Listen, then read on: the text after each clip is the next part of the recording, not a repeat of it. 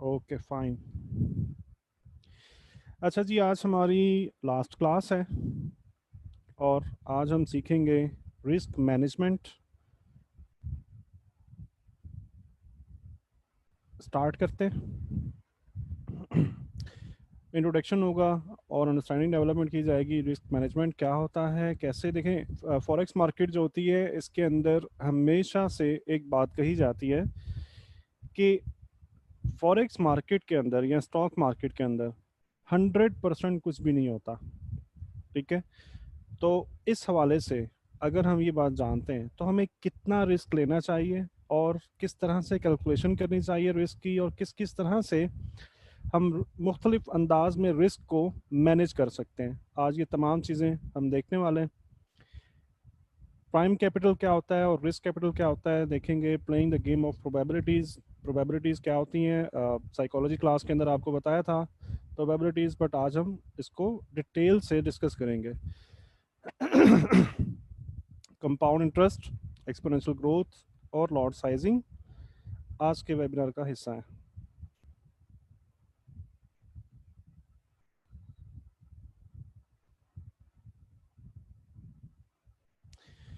अच्छा जी, आम तौर पे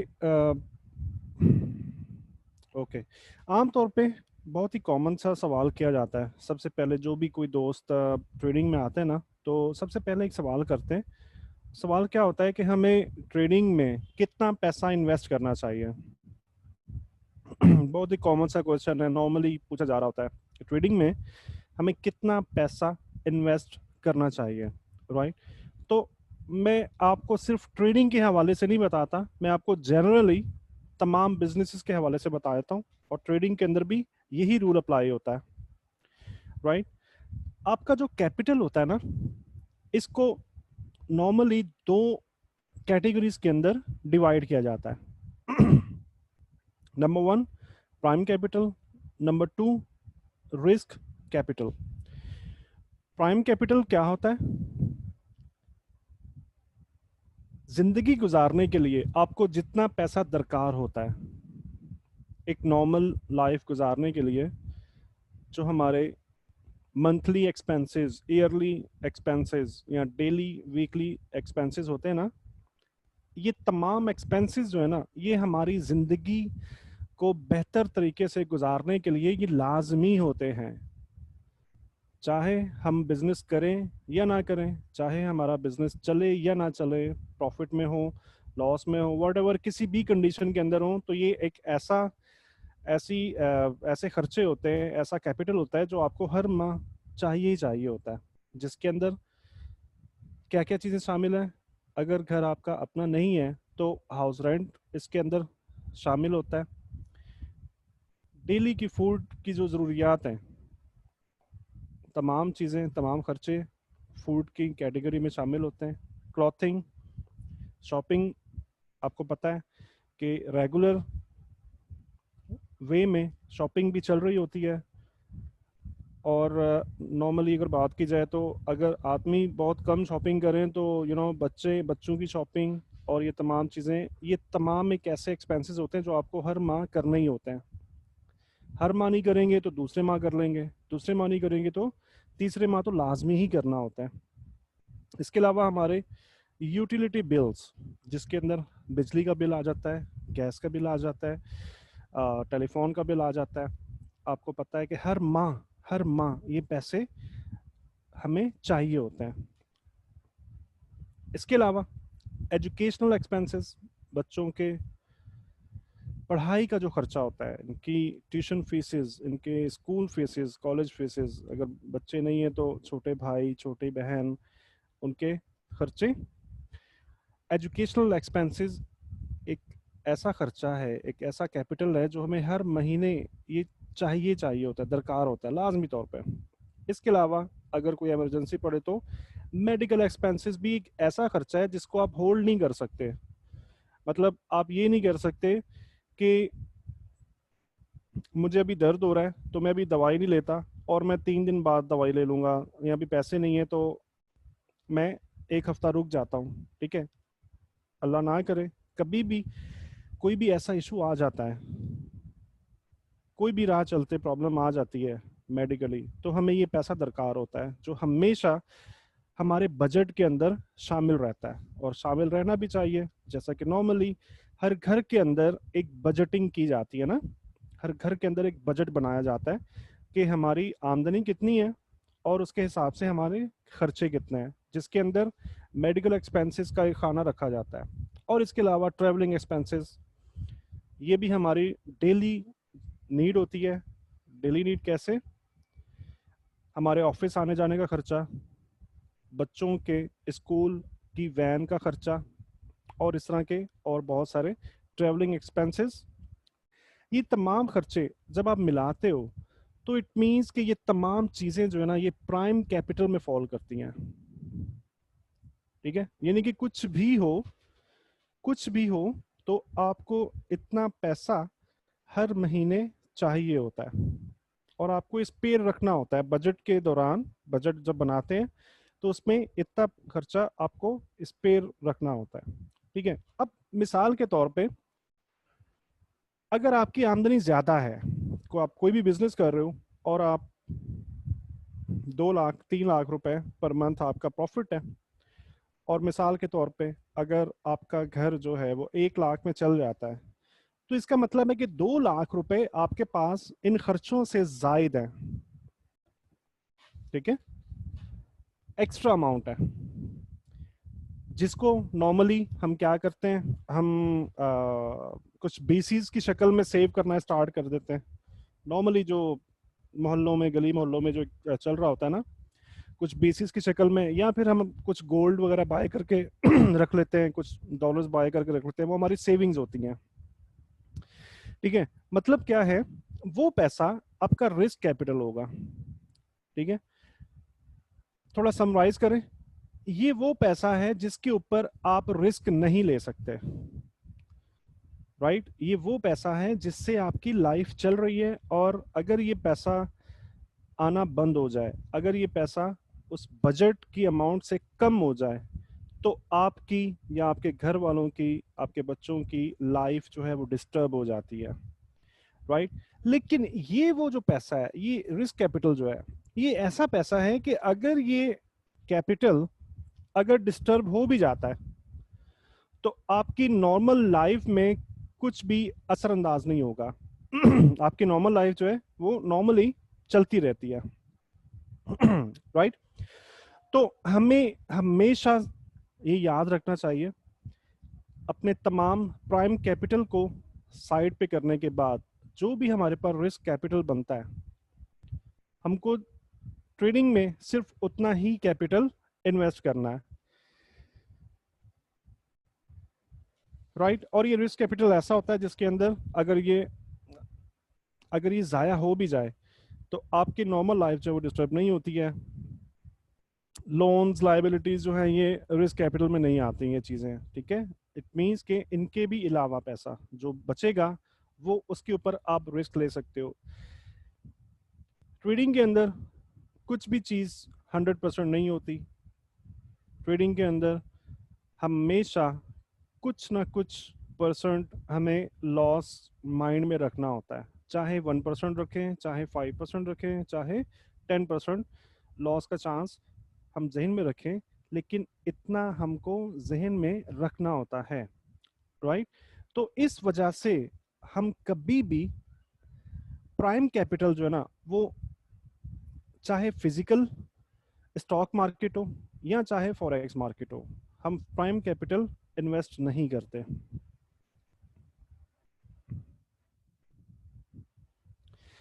अच्छा, अब बात आती है फिर, अगर तो मार्केट में 100% कुछ भी नहीं है और सर्टेनिटी नहीं है, तो फिर आपको इन्वेस्ट क्यों करना चाहिए, मुझे इन्वेस्ट क्यों करना चाहिए? नॉर्मल एक जनरल सा क्वेश्चन पैदा होता है, अगर फॉरेक्स मार्केट में, फिजिकल मार्केट में 100% नहीं है तो हम क्यों इन्वेस्ट करें, हम इस काम को करें क्यों?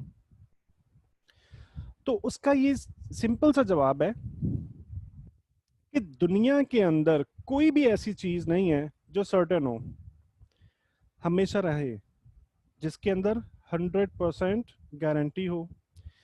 इवन हमारी लाइफ, हमारी जिंदगी हमारी ज़िंदगी की भी कोई गारंटी नहीं है, कब मौत आ जाए किसी को कुछ नहीं पता। इसके अलावा ये पूरी दुनिया हमेशा कायम रहने वाली नहीं है, कब कयामत आ जाए किसी को कुछ नहीं पता।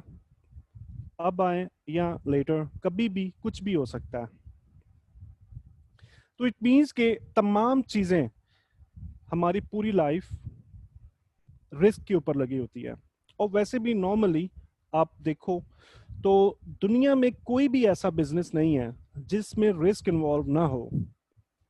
हाँ, ये जरूर होता है कि किसी बिजनेस में रिस्क जो है वो कम होता है, किसी बिजनेस में रिस्क फैक्टर ज्यादा होता है, राइट। मिसाल मैं आपको देना चाहूंगा कार ड्राइविंग की। कार ड्राइविंग के अंदर जब आप, मिसाल के तौर पे अगर आप 20 साल से ड्राइव कर रहे हो, 20 साल से आप गाड़ी चला रहे हो, क्या आप ये कह सकते हो कि मुझसे एक्सीडेंट हो ही नहीं सकता? क्या कोई भी ड्राइवर, कोई भी बंदा ये कह सकता है?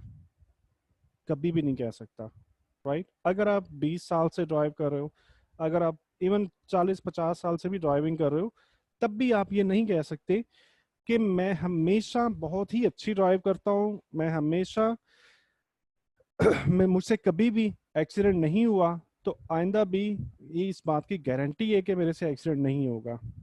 ठीक है।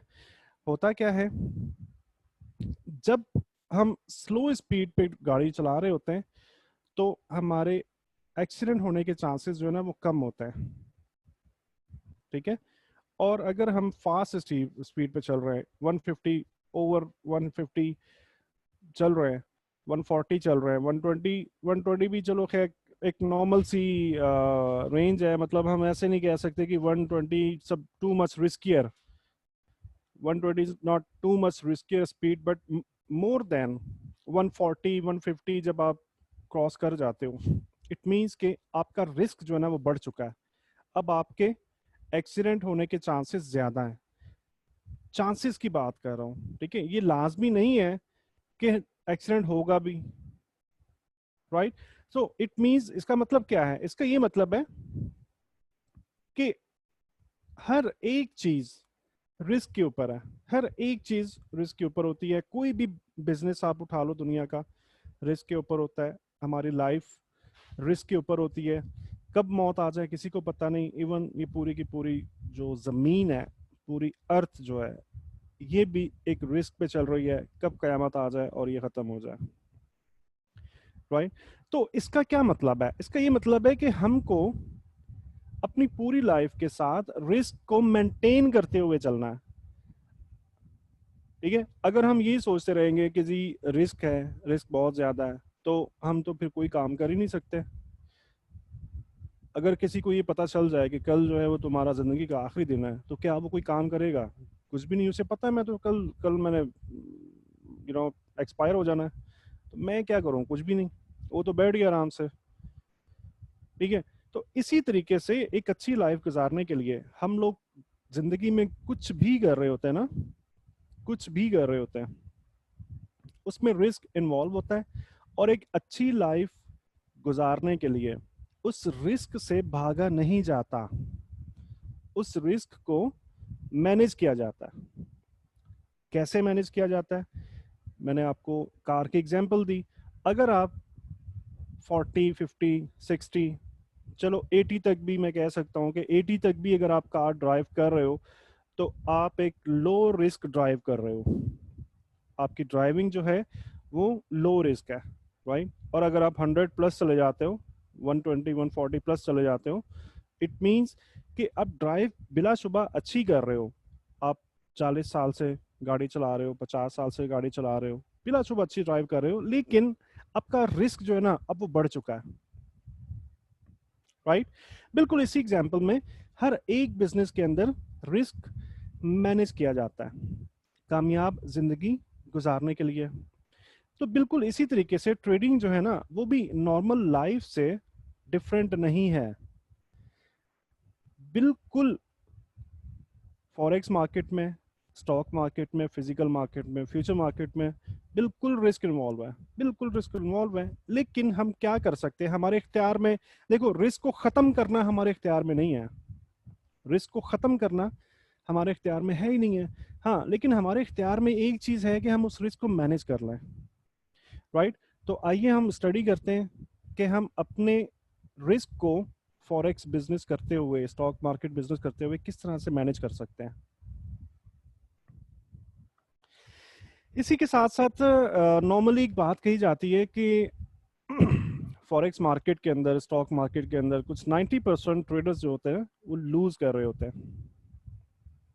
90% लोग नुकसान कर रहे होते हैं। आपके ख्याल में क्या ये अच्छी चीज है या बुरी चीज है? रिप्लाई करें प्लीज।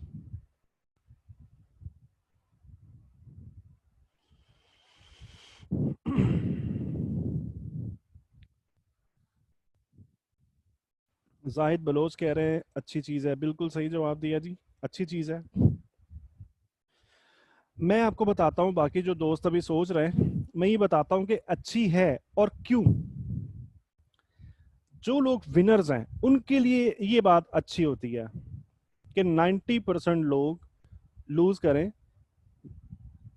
विनर्स के लिए ये बात अच्छी होती है। कैसे? फॉरेक्स मार्केट जो है ना, इसको कहते हैं जीरो सम गेम।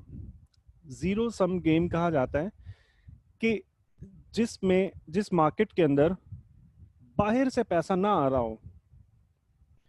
मैं आपको एक मिसाल देने की कोशिश करता हूँ, मिसाल से समझाने की ट्राई करता हूँ। उम्मीद है कि आपको अच्छे से समझ में आ जाएगी। नॉर्मली जैसे हमारे कुछ शादी ब्याह की इन्वायरमेंट होती है, शादी ब्याह में दोस्त कजन्स इकट्ठे होते हैं। तो नॉर्मली क्या होता है कि शादी ब्याह के दिनों में रातें जो हैं वो जाग कर गुजारी जाती हैं। तो जब रात जाग कर गुजारनी है तो लड़कों में आम तो भी होता है कि जी ताश खेली जाती है ना, कार्ड्स। कार्ड्स की जो गेम है, ताश जिसे कहा जाता है, ताश खेल के वो लोग टाइम स्पेंड कर रहे होते हैं। अब मिसाल के तौर पे एक रूम है जिसके अंदर 4 लोग मौजूद हैं, ठीक है। एक रूम है जिसमें 4 लोग टोटल मौजूद हैं। अब ये क्या करते हैं? 1 2 3 4। अब ये क्या करते हैं? ये कार्ड प्ले करते हैं और शर्त लगा लेते हैं कि जी हम हर गेम का 1-1 100 हर बंदा जो है वो पे करेगा, ठीक है। इस शर्त के साथ गेम स्टार्ट कर देते हैं। तो आप ये देखोगे, आप नोट करोगे, जब सुबह भी हो जाएगी ना, जब तक सुबह भी हो जाए, कुछ 40-50 या 100 वॉट कितनी भी गेम्स कंप्लीट हो भी जाएं, तो इस कमरे में मौजूद पहले कितने रुपए थे?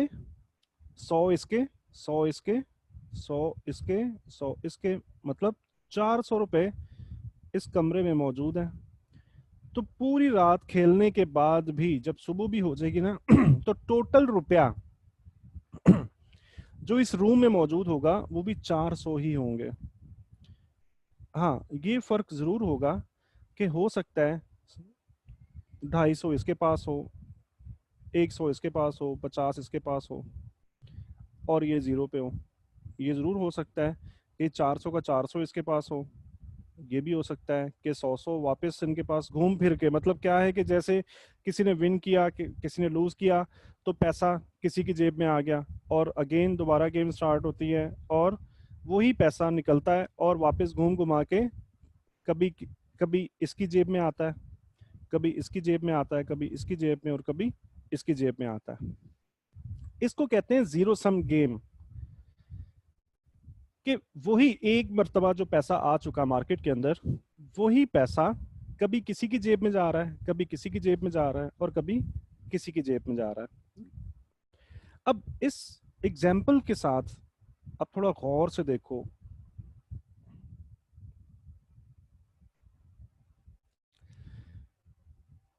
मिसाल के तौर पे अगर मैं कहता हूं कि ये बंदा जो है, ये जब भी खेलता है हमेशा हार जाता है, ये जब भी कार्ड गेम खेलता है हमेशा हार जाता है, ठीक है।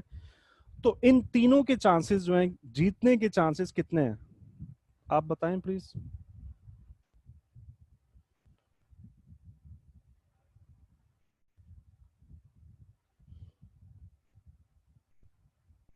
जी जाहिद बलोच 30% नहीं 33%। ये एग्जैक्टली जुल्फिकार निज़ार अली 33% ईच।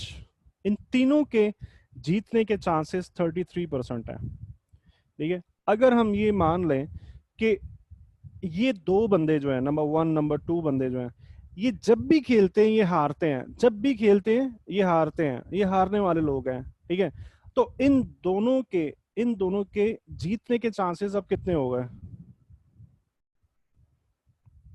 या 50%। ठीक है, और इसी तरीके से अगर ये तीसरा बंदा भी जब भी खेलता है तो हारता है, इट मींस कि चौथे नंबर वाले बंदे के जीतने के चांसेस आप बताएं कितने? 100%। ठीक है, so there is called probabilities. इसे कहा जाता है जीरो सम गेम। और इस तरह से जो पैसा हारने वाले लोग जितने ज्यादा होंगे ना, जितने ज्यादा होंगे, जीतने वाले लोगों के लिए उतना ही अच्छा है। तो इसका क्या मतलब है कि अगर फॉरेक्स मार्केट के अंदर 90% लोग लूज कर रहे हैं, तो इट मीन्स कि ये तो बहुत ही अच्छी बात है, यानी कि हमारे पास जीतने के बहुत ज्यादा चांसेस हैं। हमारे पास जीतने के बहुत ज्यादा चांसेस है। हमें क्या चाहिए होगा? हमें प्रॉपर टूल्स चाहिए होंगे, प्रॉपर साइकोलॉजी चाहिए होगी, और प्रॉपर मनी मैनेजमेंट चाहिए होगी।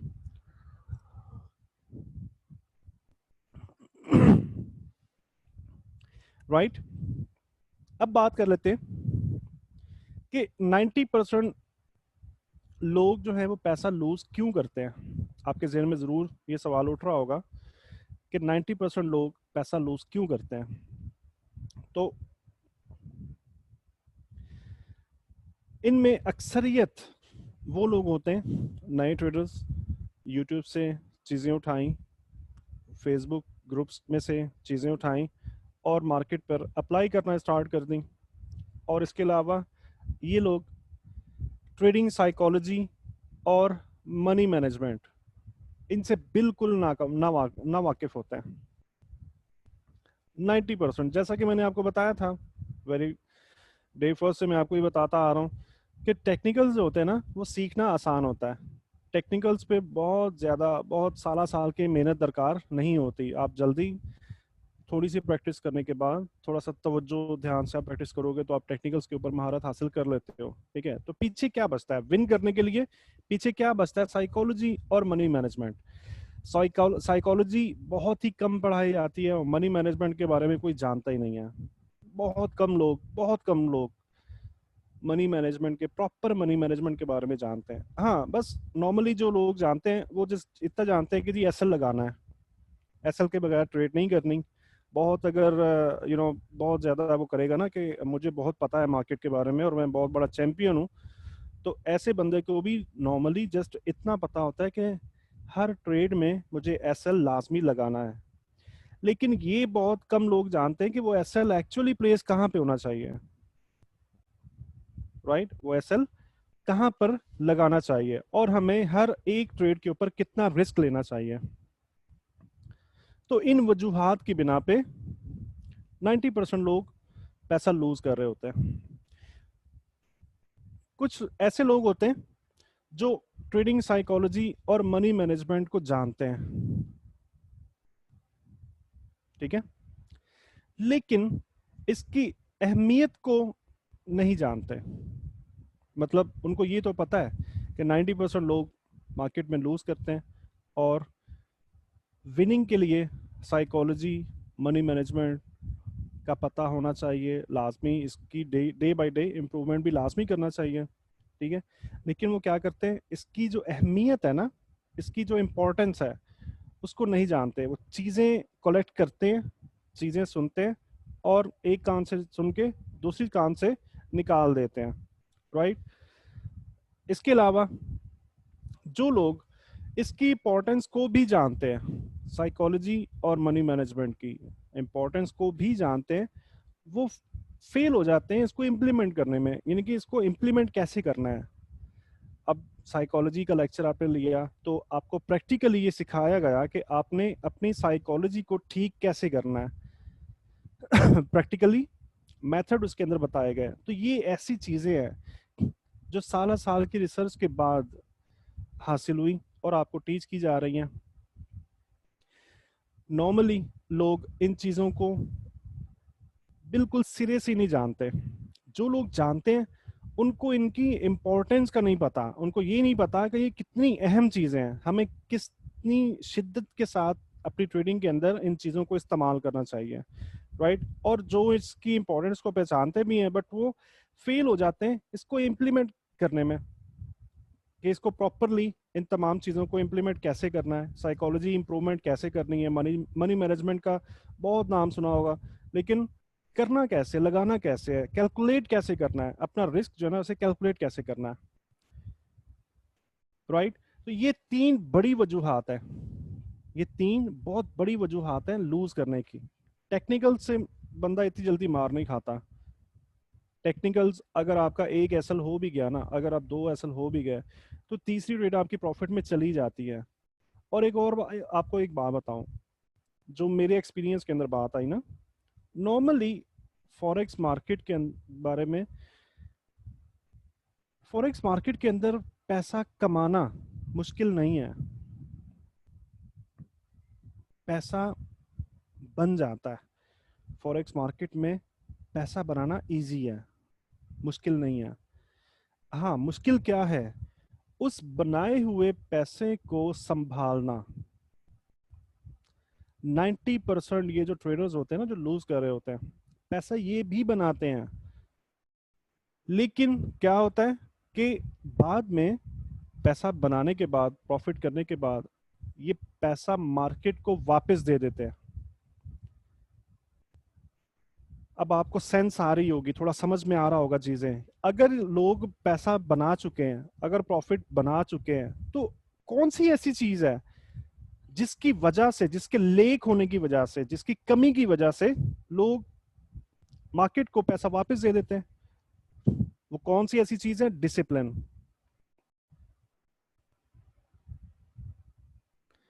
ठीक है, डिसिप्लिन उसे कहा जाता है। डिसिप्लिन के अंदर साइकोलॉजी और मनी मैनेजमेंट दोनों आती हैं, ये दोनों ट्रेडिंग डिसिप्लिन का हिस्सा है, राइट। इट मींस, तो साबित क्या हुआ कि ट्रेडिंग साइकोलॉजी का सेशन आप ले चुके हो और आप अब अच्छे से जानते हो कि आप अपनी साइकोलॉजी को कैसे इंप्रूव कर सकते हो। ठीक है, जिसके अंदर मैंने आपको ये भी बता दिया था कि अगर आपके अंदर कोई भी ऐसी आदत है, मतलब ग्रीड और फियर का फैक्टर तो चलो आप कर ही लोगे ना, वो तो एक नॉर्मली ट्रेडिंग के हवाले से हम बात करें तो नॉर्मली हम नॉर्मली करेंगे ना उसको। तो इसके अलावा अगर कोई बैड हैबिट होती है ना, जैसे मतलब स्मोकिंग कर रहा है कोई, जैसे किसी में कुछ आदत है, किसी में कुछ है, किसी में गुस्सा है, व्हाटएवर, इस तरह की और बहुत सी चीजें हो सकती हैं, तो आप अपनी उन आदत को भी इन पॉइंट्स की मदद से ठीक कर सकते हो। एनएलपी टेक्निक जो बताई थी आपको, ठीक है। अब आप ये जानते हो कि साइकोलॉजी आप कैसे ठीक कर सकते हो। आज हम डिटेल के अंदर मनी मैनेजमेंट सीखने वाले हैं। तो आप क्या करोगे, अपनी हर एक ट्रेड के अंदर ये दोनों लॉजिक्स को अप्लाई करोगे, इनके रूल्स को कभी भी भुलाओगे नहीं। इम्पोर्टेंस मैं आपको बता रहा हूँ साथ के साथ कि इसकी बहुत ज़्यादा इम्पोर्टेंस है। 90% लोग वो होते हैं जो पैसा बनाते ज़रूर है, ऐसा नहीं होता कि कोई भी, हाँ बहुत कम ऐसा होता है, कुछ बहुत ही अगर नया बंदा होगा ना, कोई बिल्कुल नया बंदा होगा, उसके साथ ऐसा होता है कि वो जब भी ट्रेड लगाए तो प्रॉफिट, आई मीन लॉस में चली जाए, जब भी ट्रेड लगाए लॉस में चली जाए। ठीक है, तो उसके बाद इस स्टेज के बाद लोग क्या करते हैं, लोग ये करते हैं कि जब भी ट्रेड लगाते हैं थोड़ी सी प्रॉफिट में जाती है वो काट देते हैं। ये भी साइकोलॉजी का हिस्सा है। थोड़ा सा प्रॉफिट दिखा और ट्रेड बंद कर दी, टीपी भी लगा लेते हैं, एसएल भी लगा लेते हैं, लेकिन अपने टीपी तक ट्रेड को जाने के लिए वेट नहीं करते, पेशेंस की कमी होती है, राइट। तो इस तरीके से ये लोग लूज कर रहे होते हैं। इंपॉर्टेंस भी आप समझ चुके, और उसके बाद अगर जब तक आप इसको इम्प्लीमेंट करते रहेंगे इंशाल्लाह आप कामयाब रहेंगे। और जब आप इन चीज़ों का इम्प्लीमेंट छोड़ देंगे तो कोई गारंटी नहीं है कामयाबी होने की, ठीक है। और यही वो डिसिप्लिन एक ऐसी चीज़ है, ये वही चीज़ है जिसकी वजह से 90% ट्रेडर जो हैं वो अपना बनाया हुआ पैसा मार्केट को वापस दे देते हैं। एक एग्जांपल ले लेते हैं, जैसी लिवरमोर, ये कुछ 1905 के अंदर, ये बहुत बड़े ट्रेडर थे, बहुत बड़े ट्रेडर थे। और इन्होंने बहुत सी किताबें भी लिखी हैं, लीजेंडरी ट्रेडर के नाम से इनको जाना जाता था। वॉल्यूम स्टडीज के अंदर ये पायनियर थे 1905 के अंदर, 1905 के अंदर, राइट, पायनियर थे। और बहुत सी इन्होंने बुक्स लिखी, बहुत से लोगों को इन्होंने ट्रेन किया मार्केट में ट्रेड करने के लिए। पूरी दुनिया में इनका नाम है, और आज भी अगर आप गूगल करो तो आपको जैसी लिवरमोर की पूरी स्टोरी पढ़ने को मिल जाएगी। इनका आज तक ट्रेडिंग के अंदर नाम चलता हुआ आ रहा है।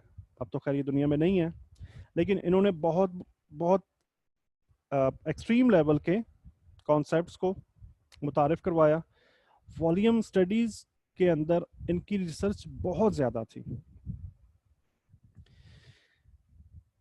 और इनकी ख़ास बात क्या है, 1929 के अंदर, 1929 के अंदर ग्रेट फॉल आया था यूएस मार्केट के अंदर, जिसमें यूएस मार्केट क्रैश हुई थी। इस 1929 के ग्रेट फॉल के अंदर जैसी लिवरमोर ने $100 मिलियन प्रॉफिट किया था। इसका क्या मतलब है? इसका ये मतलब है कि ये इतने बड़े ट्रेडर थे, इतने लेजेंडरी ट्रेडर थे, कि इनको ये फॉल आने से पहले पता था कि मार्केट में फॉल आने वाला है, और $100 मिलियन इन्होंने जस्ट इस एक फॉल के अंदर बनाया।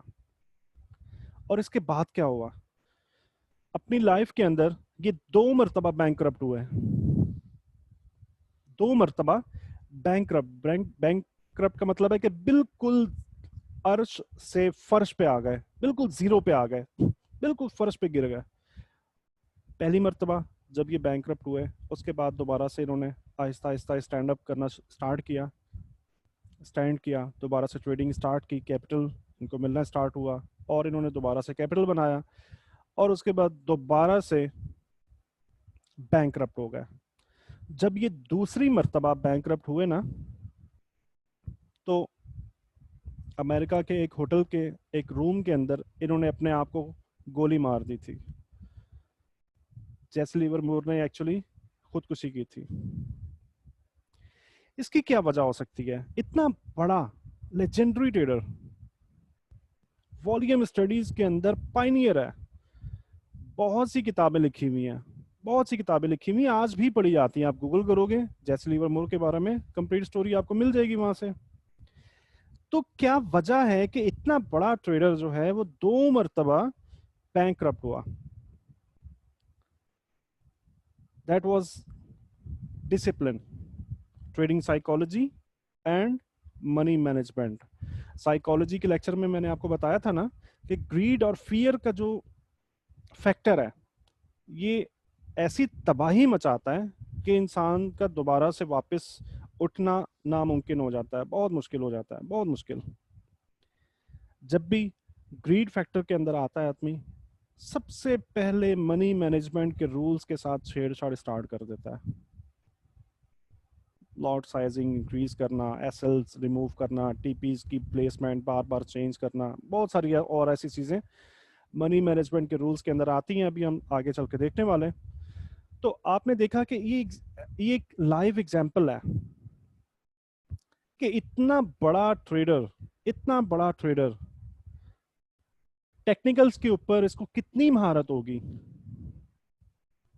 सिर्फ क्या किया, ट्रेडिंग डिसिप्लिन के साथ छेड़खानी की, रूल्स को इग्नोर कर दिया, इन रूल्स को भुला दिया, और बैंकरप्ट हो गया। दूसरी मर्तबा बैंकरप्ट होने पर खुद को ही गोली मार दी। इतने बड़े ट्रेडर के सामने हम क्या चीज होंगे?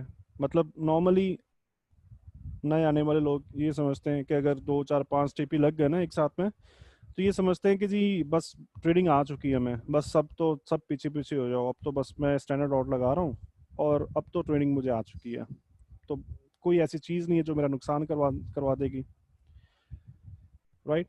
तो आपको अब अंदाज़ा हो चुका होगा कि ट्रेडिंग साइकोलॉजी और मनी मैनेजमेंट कितनी इंपॉर्टेंट चीज़ें हैं।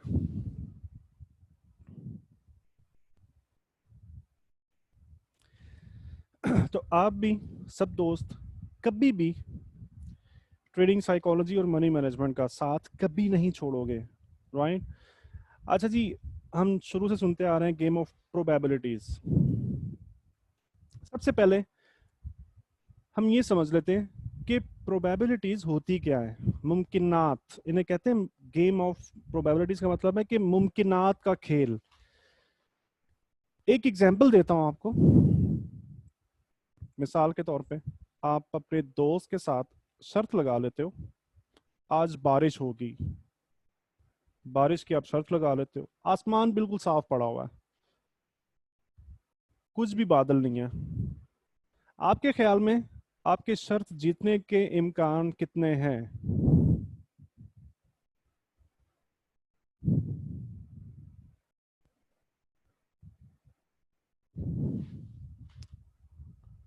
आपके ख्याल में आपके शर्त जीतने के इम्कानात कितने हैं?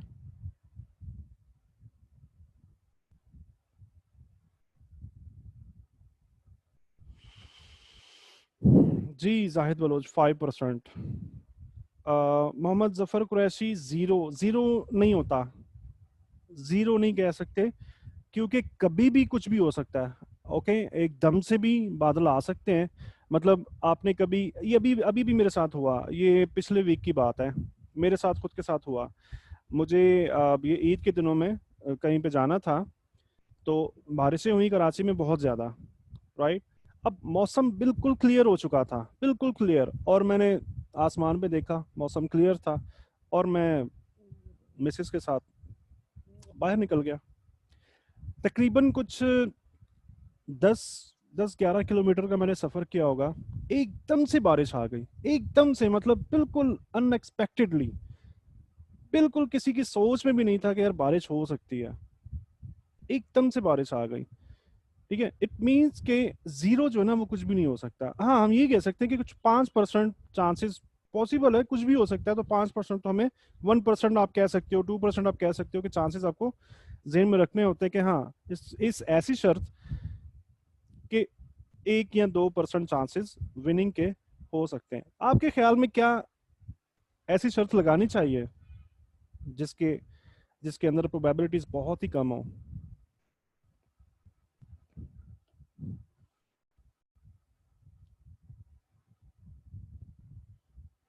हाँ जी, बिल्कुल सही जवाब दिया आपने कि बिल्कुल नहीं लगानी चाहिए ऐसी शर्त जिसमें मुमकिनात की कमी हो। ठीक है, अब मिसाल के तौर पर शर्त लगा ली और आसमान पे सफेद बादल आना स्टार्ट हो जाते हैं। अब मेरी मुमकिनात कितने परसेंट है? पहले केस के अंदर मैं कह सकता हूँ कि 5% थी, वाइट बादल आ चुके। अब मैं कह सकता हूँ कि कुछ 25 आप लगा लो कि 25% अब मुमकिनात हैं कि मैं शर्त जीत सकता हूँ। थोड़ा सा टाइम और गुजरता है और वो सफ़ेद बादल जो है ना वो काले होना स्टार्ट हो जाते हैं। अब मुमकिनात और बढ़ गए, प्रोबेबिलिटीज और बढ़ चुकी हैं बारिश होने की। अब मैं ये कह सकता हूँ कि मैं कुछ 40% अपनी शर्त को जीत सकता हूँ। ठीक है, बादल काले होने के बाद थोड़ी देर के बाद मिट्टी की जैसे खुशबू नहीं आती, ठंडी हवा चलना शुरू हो जाती है। ठंडी हवा चलनी शुरू हो गई, इसका मतलब है कि और ज़्यादा मुझे अपनी शर्त जीतने के इम्कानात बढ़ चुके हैं। ठीक है, मतलब मैं कह सकता हूँ कि कुछ 60% मैं अपनी शर्त अब जीत सकता हूँ। इसके बाद कुछ मिट्टी के अंदर, जैसे बारिश होने से पहले पता ना, मिट्टी में से एक स्मेल आ रही होती है। पंजाब में ऐसा नॉर्मली होता है, कराची में तो ऐसा नहीं होता। कराची में वैसे नॉर्मली बारिशें होती भी बहुत कम है, बट पंजाब में ऐसा होता है कि एक खास किस्म की ना स्मेल आ रही होती है, पता चल रहा होता है कि हाँ वाकई कहीं पे बारिश हो रही है। तो जब वो स्मेल भी आनी स्टार्ट हो जाए, तब मेरे जीतने के चांसेस कितने परसेंट हो सकते हैं?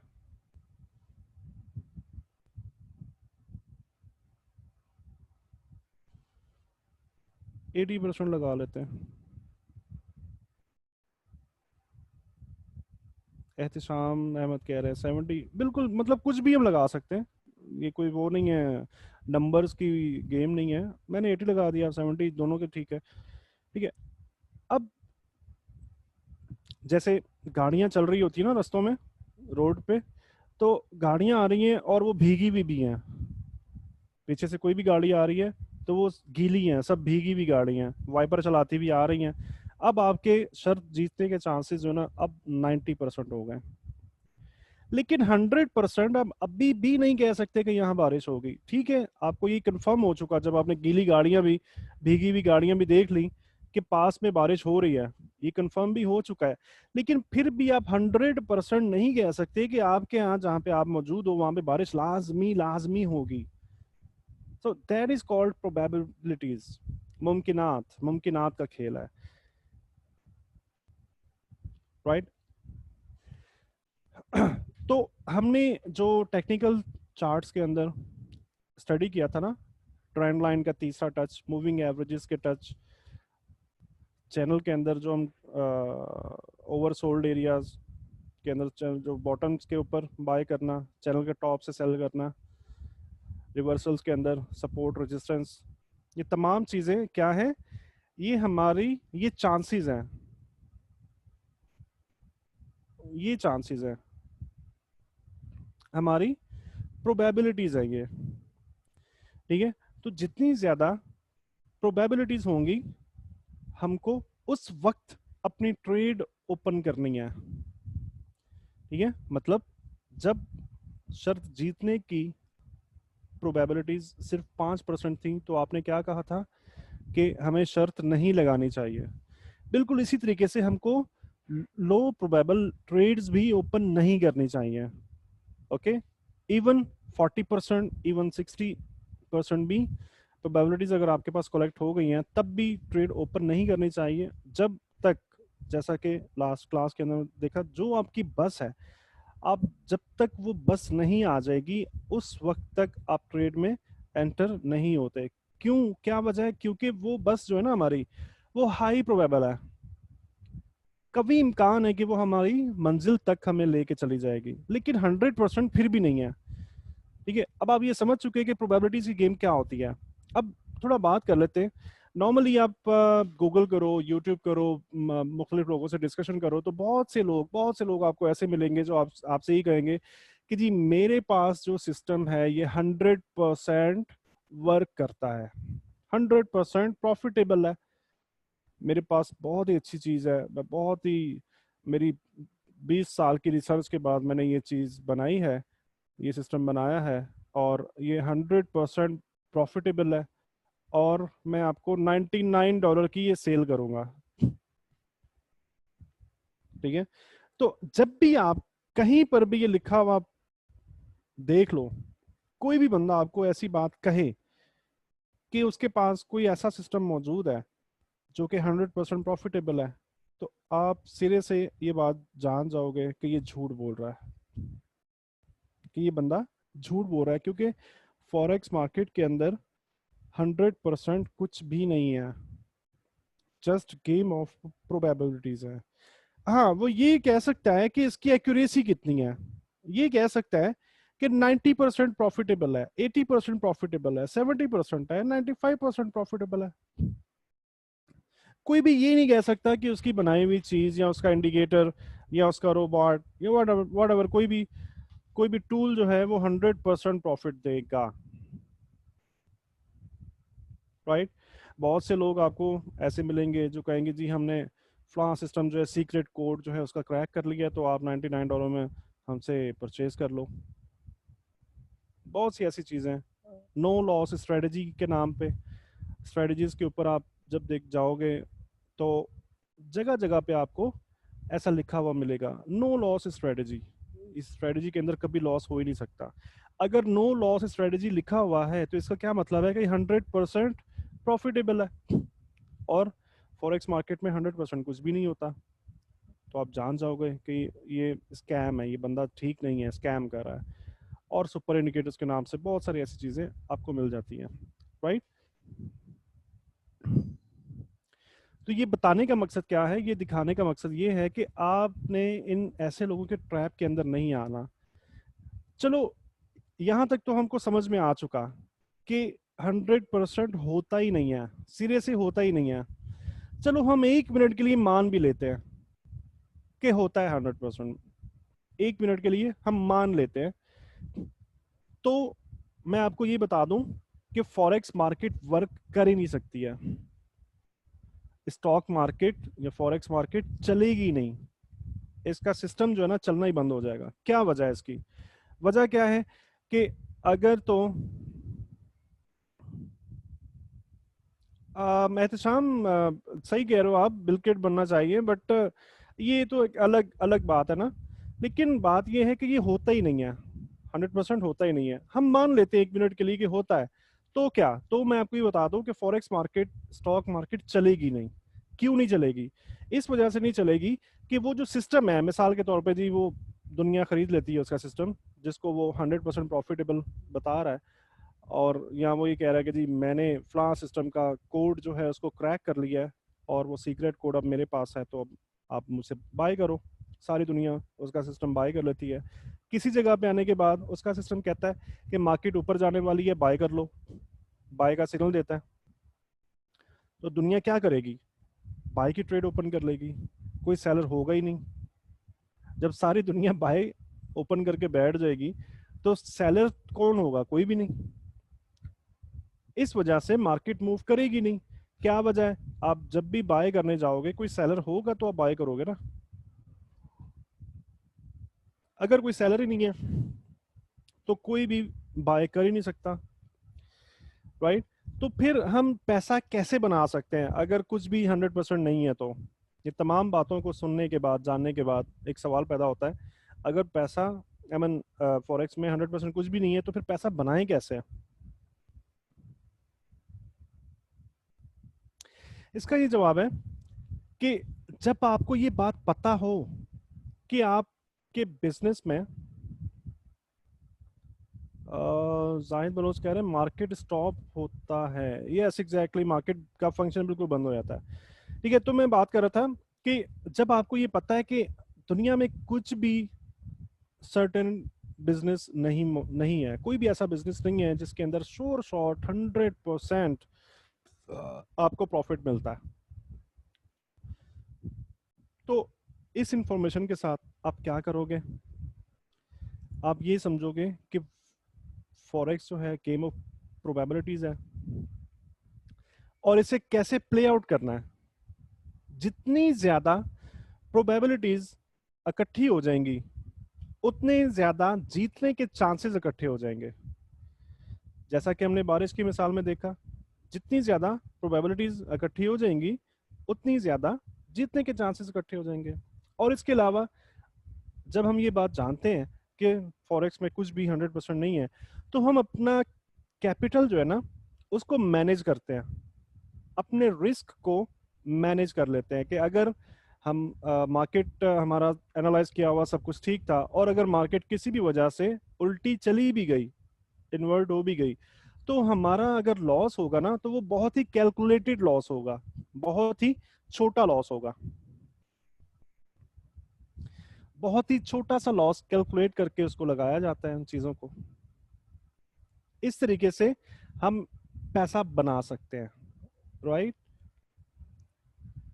अच्छा जी, लॉट साइज कैलकुलेशन के ऊपर जाने से पहले कंपाउंड इंटरेस्ट को एक्सप्लेन करना चाहूंगा। लास्ट लेक्चर के अंदर आपने नाम सुना था कंपाउंडिंग का। जी, आवाज नहीं आ रही किसी को?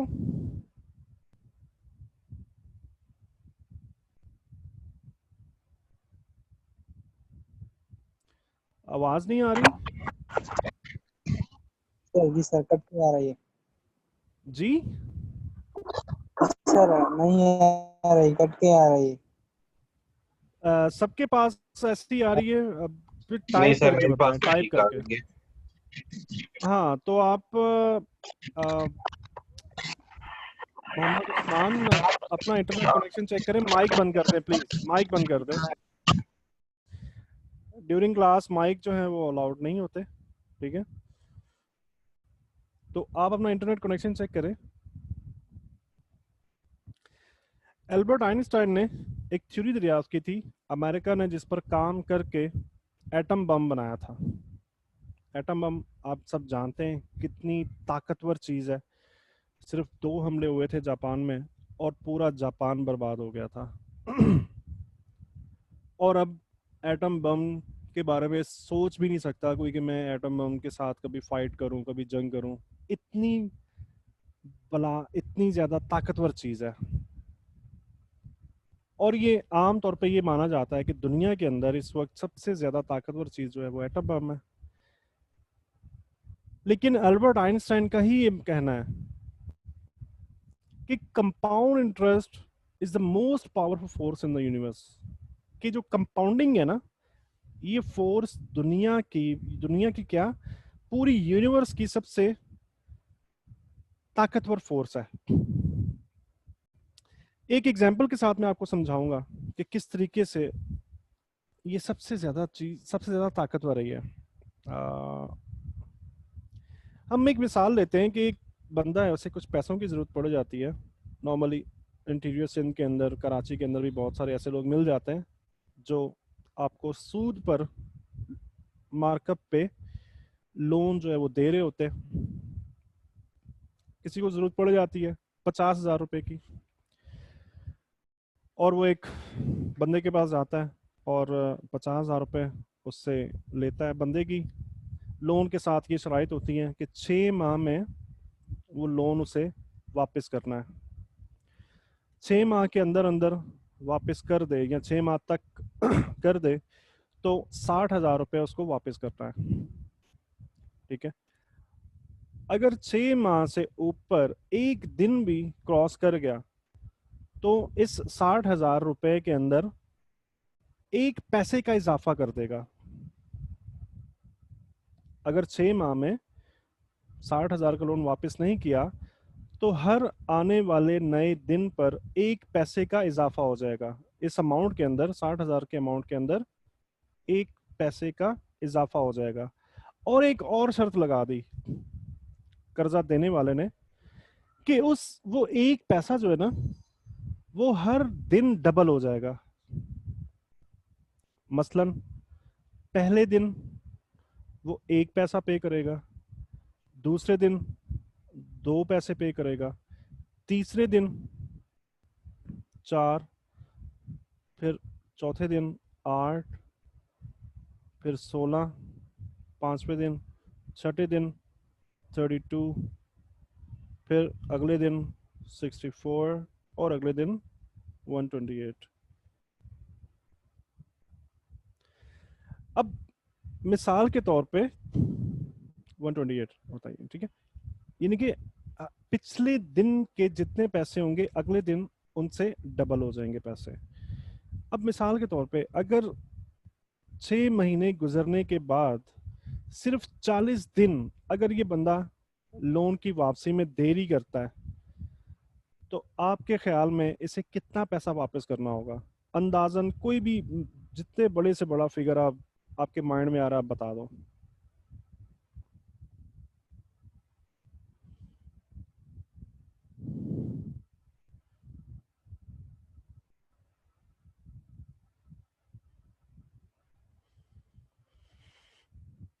चालीसवें दिन तक अगर ये बंदा लोन की रकम वापस नहीं करता तो आपके ख्याल में कितना पैसा बन जाएगा? ये 60,000 से रकम जो स्टार्ट हुई थी, 40 दिन के बाद ये कितना पैसा बन जाएगा अंदाजन? चलें, अगर नहीं किसी को कोई भी रफ आइडिया बताएं, कुछ तो बताएं ना, कुछ भी, कोई भी फिगर टाइप कर दें, बड़ी से बड़ी जो आपके माइंड में आ रही है। तो ये मैक्सिमम मिलियंस में चला जाएगा। मिलियंस में? और कोई दोस्त? मैं आपको बताता हूं कि ये फिगर 60,000 से जो स्टार्ट हुई है, अगर सिर्फ कंपाउंडिंग की जाए, मतलब क्या है कि एक पैसे के साथ, 60,000 के साथ नहीं, एक पैसे के साथ अगर कंपाउंडिंग की जाए, दैट इज कंपाउंडिंग। हर अगले दिन में वो पैसा डबल हो रहा है, हर अगले दिन में पैसा डबल हो रहा है, हर अगले दिन में पैसा डबल हो रहा है, दैट इज कॉल्ड कंपाउंडिंग। अगर एक पैसे के साथ कंपाउंडिंग की जाए तो ये 40 दिन के अंदर कुछ 5 अरब रुपए से ज्यादा रुपए बनते हैं, 5 अरब रुपए से ज्यादा बनते हैं। पांच भी, ये भी मैं आपको एक्यूरेटली फिगर नहीं बता रहा, इससे ज्यादा बनते हैं, कम नहीं होंगे इससे। इतनी जालिम चीज है ये कंपाउंडिंग। सिर्फ 40 दिन के अंदर एक पैसे से स्टार्ट किया था। कुछ समझ में आ रहा है कितनी कितनी ज्यादा इस चीज की अहमियत है, और कितना ज्यादा एटम बम से भी इसकी ताकत ज्यादा है।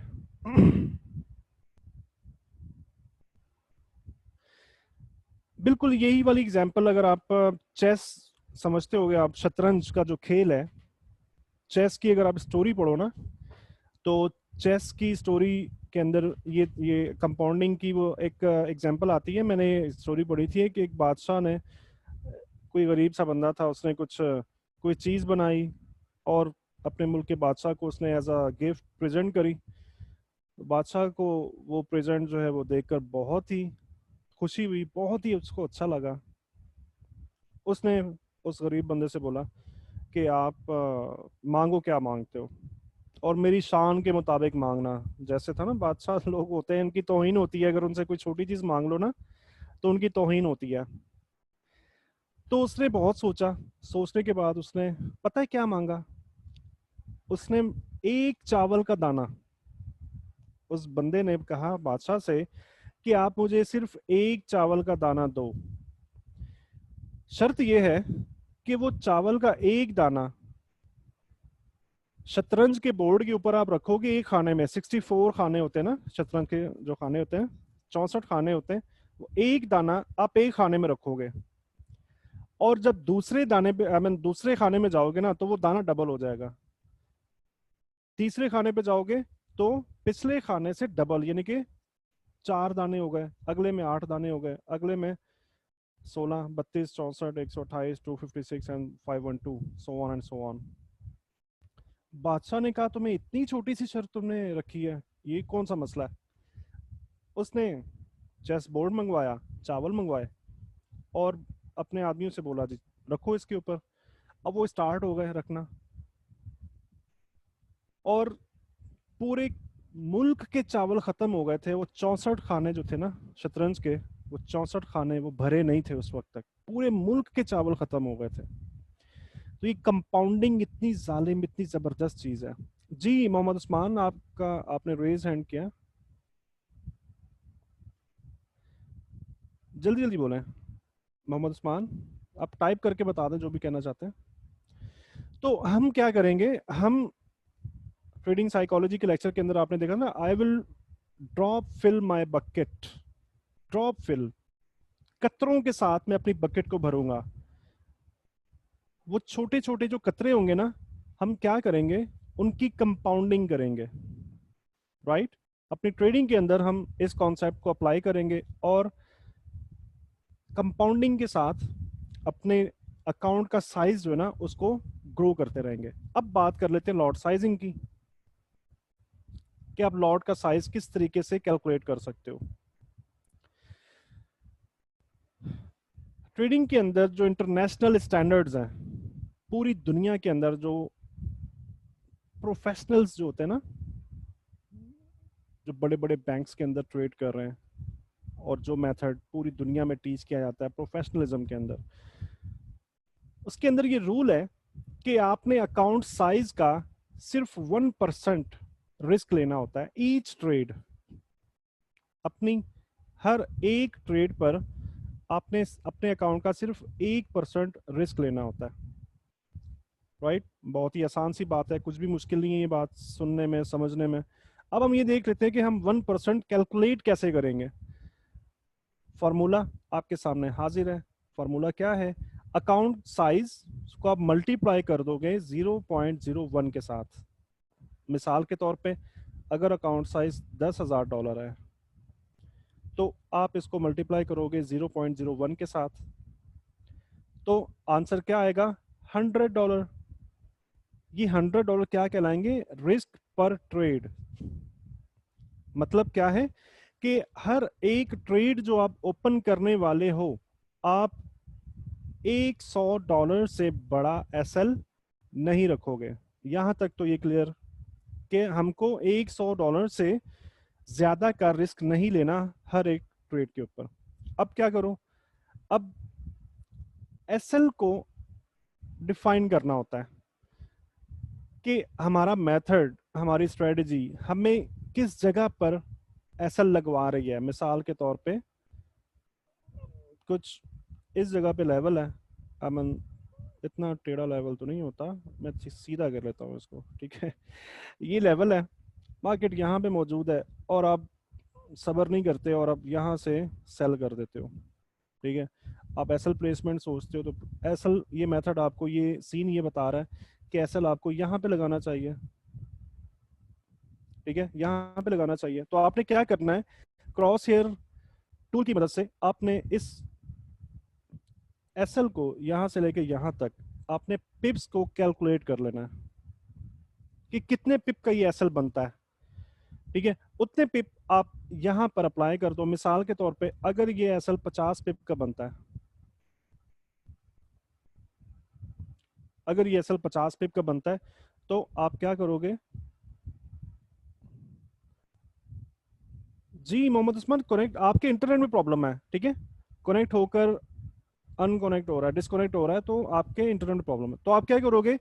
आप 50 पिप $100 को, ये हमें पहले आंसर मिला और उसके बाद हमने कैलकुलेट कर लिए पिप कितने हमारे, तो आप $100 को 50 से डिवाइड करोगे तो लॉट साइज आपका निकल आएगा। यानी कि पर पिप आप $2 का रिस्क लोगे लॉट साइजिंग जब करते ना, जब लॉट का साइज सेलेक्ट कर रहे होते। 2 पिप का ये मतलब है कि 0.2 is equal to 2 pip, I mean $2, $2, ठीक है। अगर आप 0.2 की लॉट साइज इस्तेमाल करते हो, तो इसका मतलब है कि आप पर पिप $2 इन्वेस्ट कर रहे हो। अगर आपकी ट्रेड माइनस में चली भी गई, आपका एसएल हिट हो भी गया, तो आपका नुकसान सिर्फ $100 होगा। राइट? समझ में आ रहा है ये फॉर्मूला, या मैं रिपीट करूं? कोई मुश्किल समझने में? रिपीट कर देता हूँ। अकाउंट साइज आप लोगे, सबसे पहले कितना है उसको मल्टीप्लाई करोगे 0.01 के साथ, उसके बाद आपका आंसर जो है वो आपका रिस्क निकल आएगा पर ट्रेड। अब ये रिस्क तो आपके सामने आ चुका है कि कितना लेना है मुझे, लेकिन अब प्रैक्टिकली क्या करना है? लॉट साइज का इंतखाब करना है आपको। लॉट साइज का इंतखाब करने के लिए आप क्या करोगे? एसएल की प्लेसमेंट चेक करोगे कि कितने पिप्स की मेरी एसएल की प्लेसमेंट है, उतने पिप आप यहाँ पे लिखोगे और $100 से उसको डिवाइड कर दोगे, और जो भी आंसर आए वो आंसर क्या होगा? आपकी पर पिप वैल्यू, यानी कि आपको इतने डॉलर की ट्रेड लगानी चाहिए।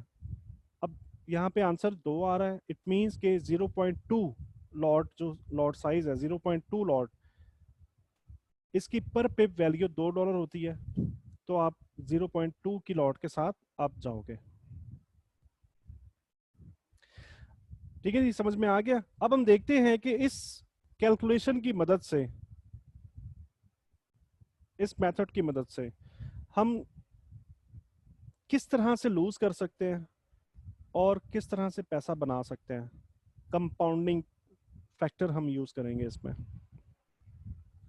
नॉर्मली लूजिंग चीजों को पहले देखा जाता है, किसी भी बिजनेस के अंदर रिस्क को पहले देखा जाता है, तो हम पहले लूजिंग सिनेरियो को देखेंगे। तो देखते हैं जी, हम नया अकाउंट ओपन करते हैं, 10,000 उसके अंदर बैलेंस मौजूद है और हम पहली ट्रेड ओपन करने जा रहे हैं। हमने रिस्क कैलकुलेट किया तो $100 आपका रिस्क बन रहा है। हम एक बुरे ट्रेडर हैं इन केस, तो एसएल हिट हो जाता है और आपकी इक्विटी $9,900 रह जाती है। उसके बाद दूसरी ट्रेड ओपन होती है। दूसरी ट्रेड ओपन होने के बाद 9,900 आपकी प्रीवियस इक्विटी थी। इस ट्रेड के रिजल्ट के बाद ये इक्विटी रह गई, तो यही वाली इक्विटी यहाँ से निकल के यहाँ पे आ जाएगी जब दूसरी ट्रेड ओपन हो रही है, राइट। तो आपको 1% रिस्क लेना है हर एक ट्रेड का, राइट। इसका क्या मतलब है, अगर ये इक्विटी कम हुई है तो आपकी रिस्क अमाउंट भी कम हो चुकी है। ओके, आप 1% लोगे तो ये $99 बनते हैं, और बुरा ट्रेडर हो, नहीं समझ में आ रहा, और ये भी असल हो गया, ठीक है, तो आपकी इक्विटी अब रह जाती है $9,801।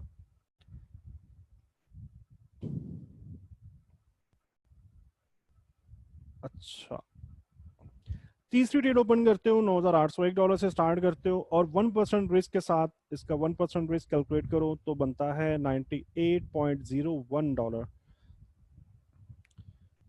मिसाल के तौर पे ये भी ट्रेड आपकी असल हो जाती है, आपके अकाउंट के अंदर इक्विटी $9,703 बच जाती है। चौथी ट्रेड $9,703 से स्टार्ट होती है, 1% रिस्क लेते हो, $97.0299 इसका रिस्क अमाउंट है। मिसाल के तौर पे ये भी एसल हो गई, तो अब आपकी इक्विटी 9,606। पांचवी ट्रेड के अंदर एसल होता है, आप 1% पे जाते हो, $96.059 आपका रिस्क बनता है, और ये भी एसल हो गया, $9,510 आपकी इक्विटी अब भी मौजूद है।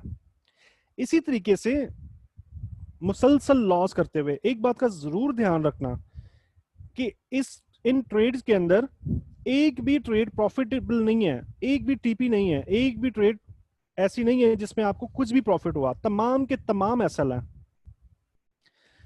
तमाम के तमाम एसल करते करते हम 50 ट्रेड कर जाते हैं। 50वीं ट्रेड के अंदर आपकी इक्विटी $6,111 रहती है, 1% आप रिस्क लेते हो, 61.11, और ये भी एसल हो गया, तो आपकी इक्विटी $6,050 बाकी बचती है, मतलब अकाउंट वॉश नहीं हो रहा, ठीक है। अगेन इसी प्रैक्टिस के साथ 100 ट्रेड्स कर देते हैं, 100 ट्रेड करने के बाद भी आपकी इक्विटी 3,697 रहती है, 1% के साथ $36.97 ईच ट्रेड आपको रिस्क लेना है। अगर ये भी असल हो गया तो $3,660 इक्विटी अभी भी बाकी है। इसी तरीके से ट्रेडिंग करते जाते हो, 200 ट्रेड्स कर जाते हो, 200 ट्रेड्स कर जाते हो, फिर भी आपकी कुछ $1,353 इक्विटी रहती है। अगेन ट्रेड करते हो 1% रिस्क के साथ 13.53, और इक्विटी एसएल अगर ये भी हो गया तो उसके बाद 1340। कोई मुझे बता सकता है अंदाजे से 200 ट्रेड्स तक आपने ये देख लिया कि अकाउंट वॉश नहीं हुआ, अभी भी आप गेम का हिस्सा हो, अभी भी आप मार्केट में बैठे हुए हो, मार्केट से बाहर नहीं निकले। कितनी ऐसी ट्रेड्स हो जो कि हर ट्रेड लूजिंग ट्रेड हो, आपके ख्याल में कितनी ट्रेड्स करेंगे तो अकाउंट वॉश हो जाएगा इस कुलिये के हिसाब से?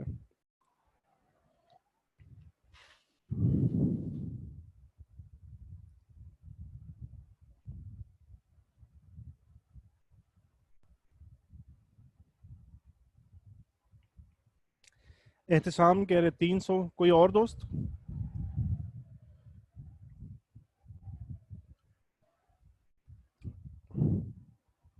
अदनान आलम कह रहे हैं 250। चलें हम देख लेते हैं। 500वीं ट्रेड, जिस इन 500 ट्रेड्स के अंदर एक भी एसएल एक भी टीपी नहीं हुआ, अगर आप 500वीं ट्रेड भी कर रहे हो ना, जब भी आपका अकाउंट वॉश नहीं होता, आपके अकाउंट के अंदर $66 इक्विटी जब अभी भी मौजूद है, ठीक है, और 1% के साथ इसका रिस्क बनता है $0.66, और इक्विटी आपके सामने रहती है, ठीक है। तो आपको ये पता चला कि एक्चुअली इसमें हो क्या रहा है, मेन पॉइंट क्या है, लॉजिक क्या है। लॉजिक ये है कि हम कंपाउंडिंग कर रहे हैं, और ये अभी लूजिंग कंपाउंडिंग की है हमने, अभी प्रॉफिट की तरफ गए नहीं है। हमने 500 ट्रेड की, और ये कंपाउंडिंग की मदद से, अब कंपाउंडिंग कैसे हो रही है, हम ये लॉट का साइज चेंज हो रहा है, हर ट्रेड पे लॉट का साइज चेंज हो रहा है, इक्विटी के हिसाब से हम 1% रिस्क ले रहे हैं और अपना लॉट का साइज चेंज कर रहे हैं। उसके बाद भी हमने ये देखा कि 500 ट्रेड कर देना जब भी हमारा अकाउंट वॉश नहीं होता। एक्चुअली कंपाउंडिंग करते हुए हमारा अकाउंट वॉश होता ही नहीं है, हमारे अकाउंट में कुछ ना कुछ बच जाता है फिर भी। क्या वजह है इसकी? उसकी ये वजह है कि जितना आपका कैपिटल रिड्यूस हो रहा है, जितनी आपकी इक्विटी रिड्यूस हो रही है, उतना रिस्क भी रिड्यूस हो रहा है। ठीक है, उतना लॉट का साइज भी छोटा होता जा रहा है, छोटा होता जा रहा है। तो आपको ये पता चला कि कंपाउंडिंग कितनी अच्छी चीज है आपके अकाउंट के लिए। अगर आप इस तरीके से कंपाउंडिंग करते हो तो आपका अकाउंट जो है वो वॉश ही नहीं होता, राइट।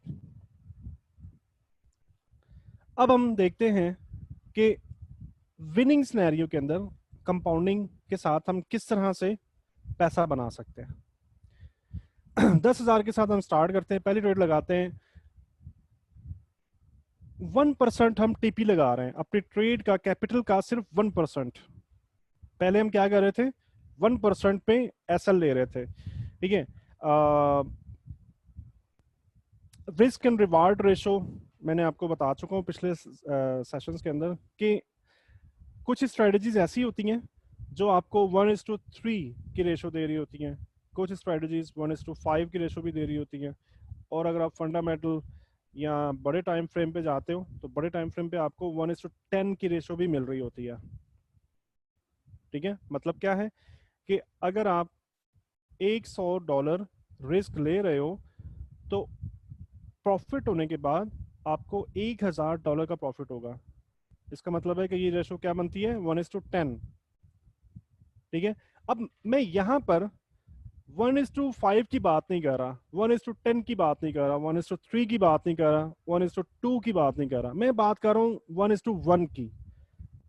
सिर्फ और सिर्फ 1% अगर आप अपना टीपी सेट कर लेते हो ना, अपने कैपिटल का सिर्फ 1% के ऊपर अपना टीपी सेट कर लेते हो और उसकी कंपाउंडिंग करते हो तो हम देखते हैं कि हमारा अकाउंट कहां तक जा सकता है।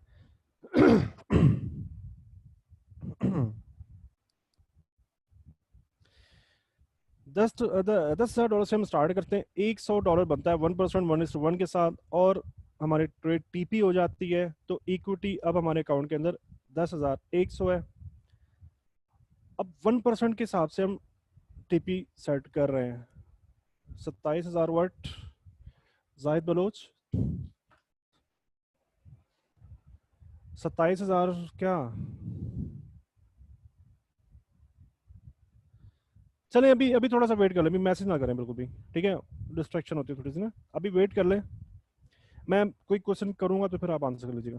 ठीक है, हम दूसरी ट्रेड ले रहे हैं। दूसरी ट्रेड के अंदर हमारी इक्विटी क्या थी, $10,100।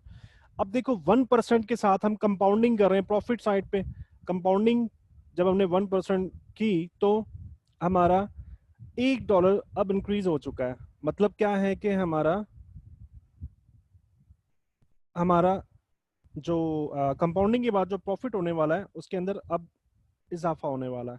ठीक है, और दूसरी ट्रेड जब टीपी होगी तो हमारी इक्विटी कुछ $10,201 बन जाती है। तीसरी ट्रेड करते हैं तो कुछ 10,201 से हम स्टार्ट लेते हैं। अब इसकी हमने 1% कंपाउंडिंग करी तो $102 पर हम टीपी सेट करेंगे, हमारी ट्रेड टीपी हो जाती है। तो हमारा कैपिटल इक्विटी कितनी है, $10,303। चौथी ट्रेड हम स्टार्ट करते हैं $10,303 के साथ। 1%, 1:1 के ऊपर हम टीपी सेट कर देते हैं। कितना प्रॉफिट होने वाला है, $103.03। और ये ट्रेड हमारी टीपी हो जाती है। टीपी होने के बाद हमारी इक्विटी $10,406 बन जाती है। पांचवी ट्रेड हम स्टार्ट करते हैं 10,406 टोटल बैलेंस के साथ। 1% के हिसाब से कैलकुलेट करें तो $104 हमारा प्रॉफिट बनता है। हम टीपी सेट करते हैं, वहाँ पे ट्रेड एग्जीक्यूट करते हैं और वो टीपी हो जाती है। टीपी होने के बाद हमारी इक्विटी $10,510 बन जाती है। और इसी तरीके से, इसी वे से हम करते जाते हैं और 50 ट्रेडें लेते हैं। 50वीं ट्रेड तक हमारी जो टोटल बैलेंस हो जाता है वो 16,283 बैलेंस बनता है। और दोबारा से हम ट्रेडिंग करते हैं 1% गेन के साथ और हमारा टीपी हो जाता है। टीपी होने के बाद हमारा अकाउंट बैलेंस 16,446 बन जाता है। 100वीं ट्रेड करते हैं इसी वे के अंदर प्रॉफिटेबल, 100वीं ट्रेड करते हैं तो हमारा अकाउंट बैलेंस 26,780 के करीब बन जाता है। अगेन हम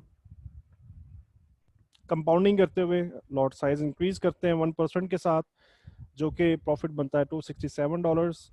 हमारी ट्रेड टीपी हो जाती है तो इक्विटी $27,048 हमारी बन जाती है। और इसी वे के अंदर 200 ट्रेडें हम करते हैं, 200 ट्रेडें, तो हमारा बैलेंस देखो कहाँ चला गया, $72,436। इसी वे के अंदर हमारा 1% कैलकुलेट करोगे तो $724 बनते हैं। इक्विटी टीपी होने के बाद $73,160 बनती है। अब बताओ कोई कि अगर हम 500 ट्रेड करें तो कहाँ तक जा सकता है बैलेंस, इसी वे, इसी कंपाउंडिंग के साथ, इसी वे के साथ। जी जाहिद बलोच, अब बताएं, आप जल्दी जल्दी बता दें।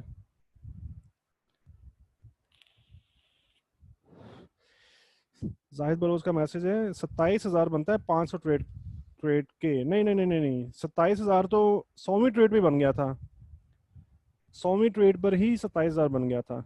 ठीक है, 500 ट्रेड अगर इसी वे के अंदर हम करें सिर्फ 1% के साथ, ओनली 1%, नॉट 1:2, नॉट 1:3, तो हमारा जो टोटल बैलेंस है 1.4 मिलियन डॉलर्स बनता है, 1.43 मिलियन, राइट। तो देखा आपने, कंपाउंडिंग सिर्फ 10,000 से अकाउंट स्टार्ट किया, और अगर आप एक दिन में सिर्फ एक ट्रेड कर रहे हो, एक दिन में सिर्फ एक ट्रेड करो और वो टीपी हो जाए और 1% गेन आपको मिले, तो 500 दिन तकरीबन, कितना आप 2 साल लगा लो, छुट्टियां वुट्टियां निकाल के ना 500 दिन बनते हैं, तो सिर्फ 2 साल के अंदर ये 10,000 का अकाउंट 1.433 मिलियन डॉलर्स इसकी इक्विटी बन जाती है। सिर्फ एक ट्रेड आपकी डेली, सिर्फ एक ट्रेड।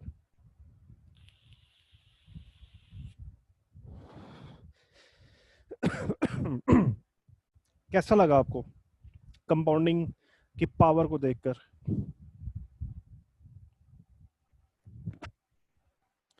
अभी ये सिर्फ 1% की बात की है, ठीक है। अगर 1:2 की आपको मिल जाए, अगर आप 1:3 की, जाहिद बोलो नहीं, 50 पिप नहीं, मैं आपको बताता हूँ कि कैसे। मतलब ये है कि अगर आपका SL 50 पिप था, SL 50 पिप था और ट्रेड आपको 1:3 रेशो के साथ मिल रही है, तो इसका मतलब है कि गेन जो है ना वो आपका 150 पिप्स होगा, 150 पिप्स। अगर आपको 1:4 की रेशो मिल रही है तो आपका जो गेन होगा वो 200 पिप्स होगा। 1:5 मिल रही है तो 250 पिप्स आपका प्रॉफिट होगा।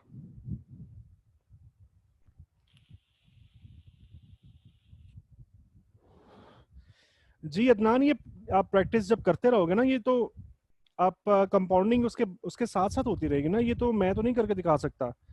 ये तो जैसे ही हम ट्रेडिंग, हाँ मैं आपको ये बता दूंगा, प्रैक्टिस क्लास हमारी होगी ना तो उसमें बता दूंगा कि हर ट्रेड के अंदर आपने फार्मूला मैंने आपको बता दिया कि कैसे कैलकुलेट करना है। आपने उस कैलकुलेशन के साथ आपने लॉट का साइज कैलकुलेट किया और आप हर एक ट्रेड के अंदर कंपाउंडिंग करते जाओगे, ठीक है।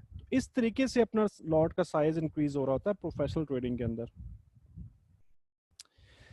ठीक है। अब ये तमाम चीजें सुनने के बाद आपके जहन में जरूर ये सवाल पैदा हो रहा होगा कि फॉरेक्स मार्केट में सर्टेनिटी भी नहीं है, फॉरेक्स मार्केट 100% भी नहीं है, ठीक है। तो फिर कौन सी ऐसी चीज है, कौन सा ऐसा सिस्टम है जो हमें अच्छे रिजल्ट प्रोड्यूस करके दे सकता है और कंसिस्टेंट हो?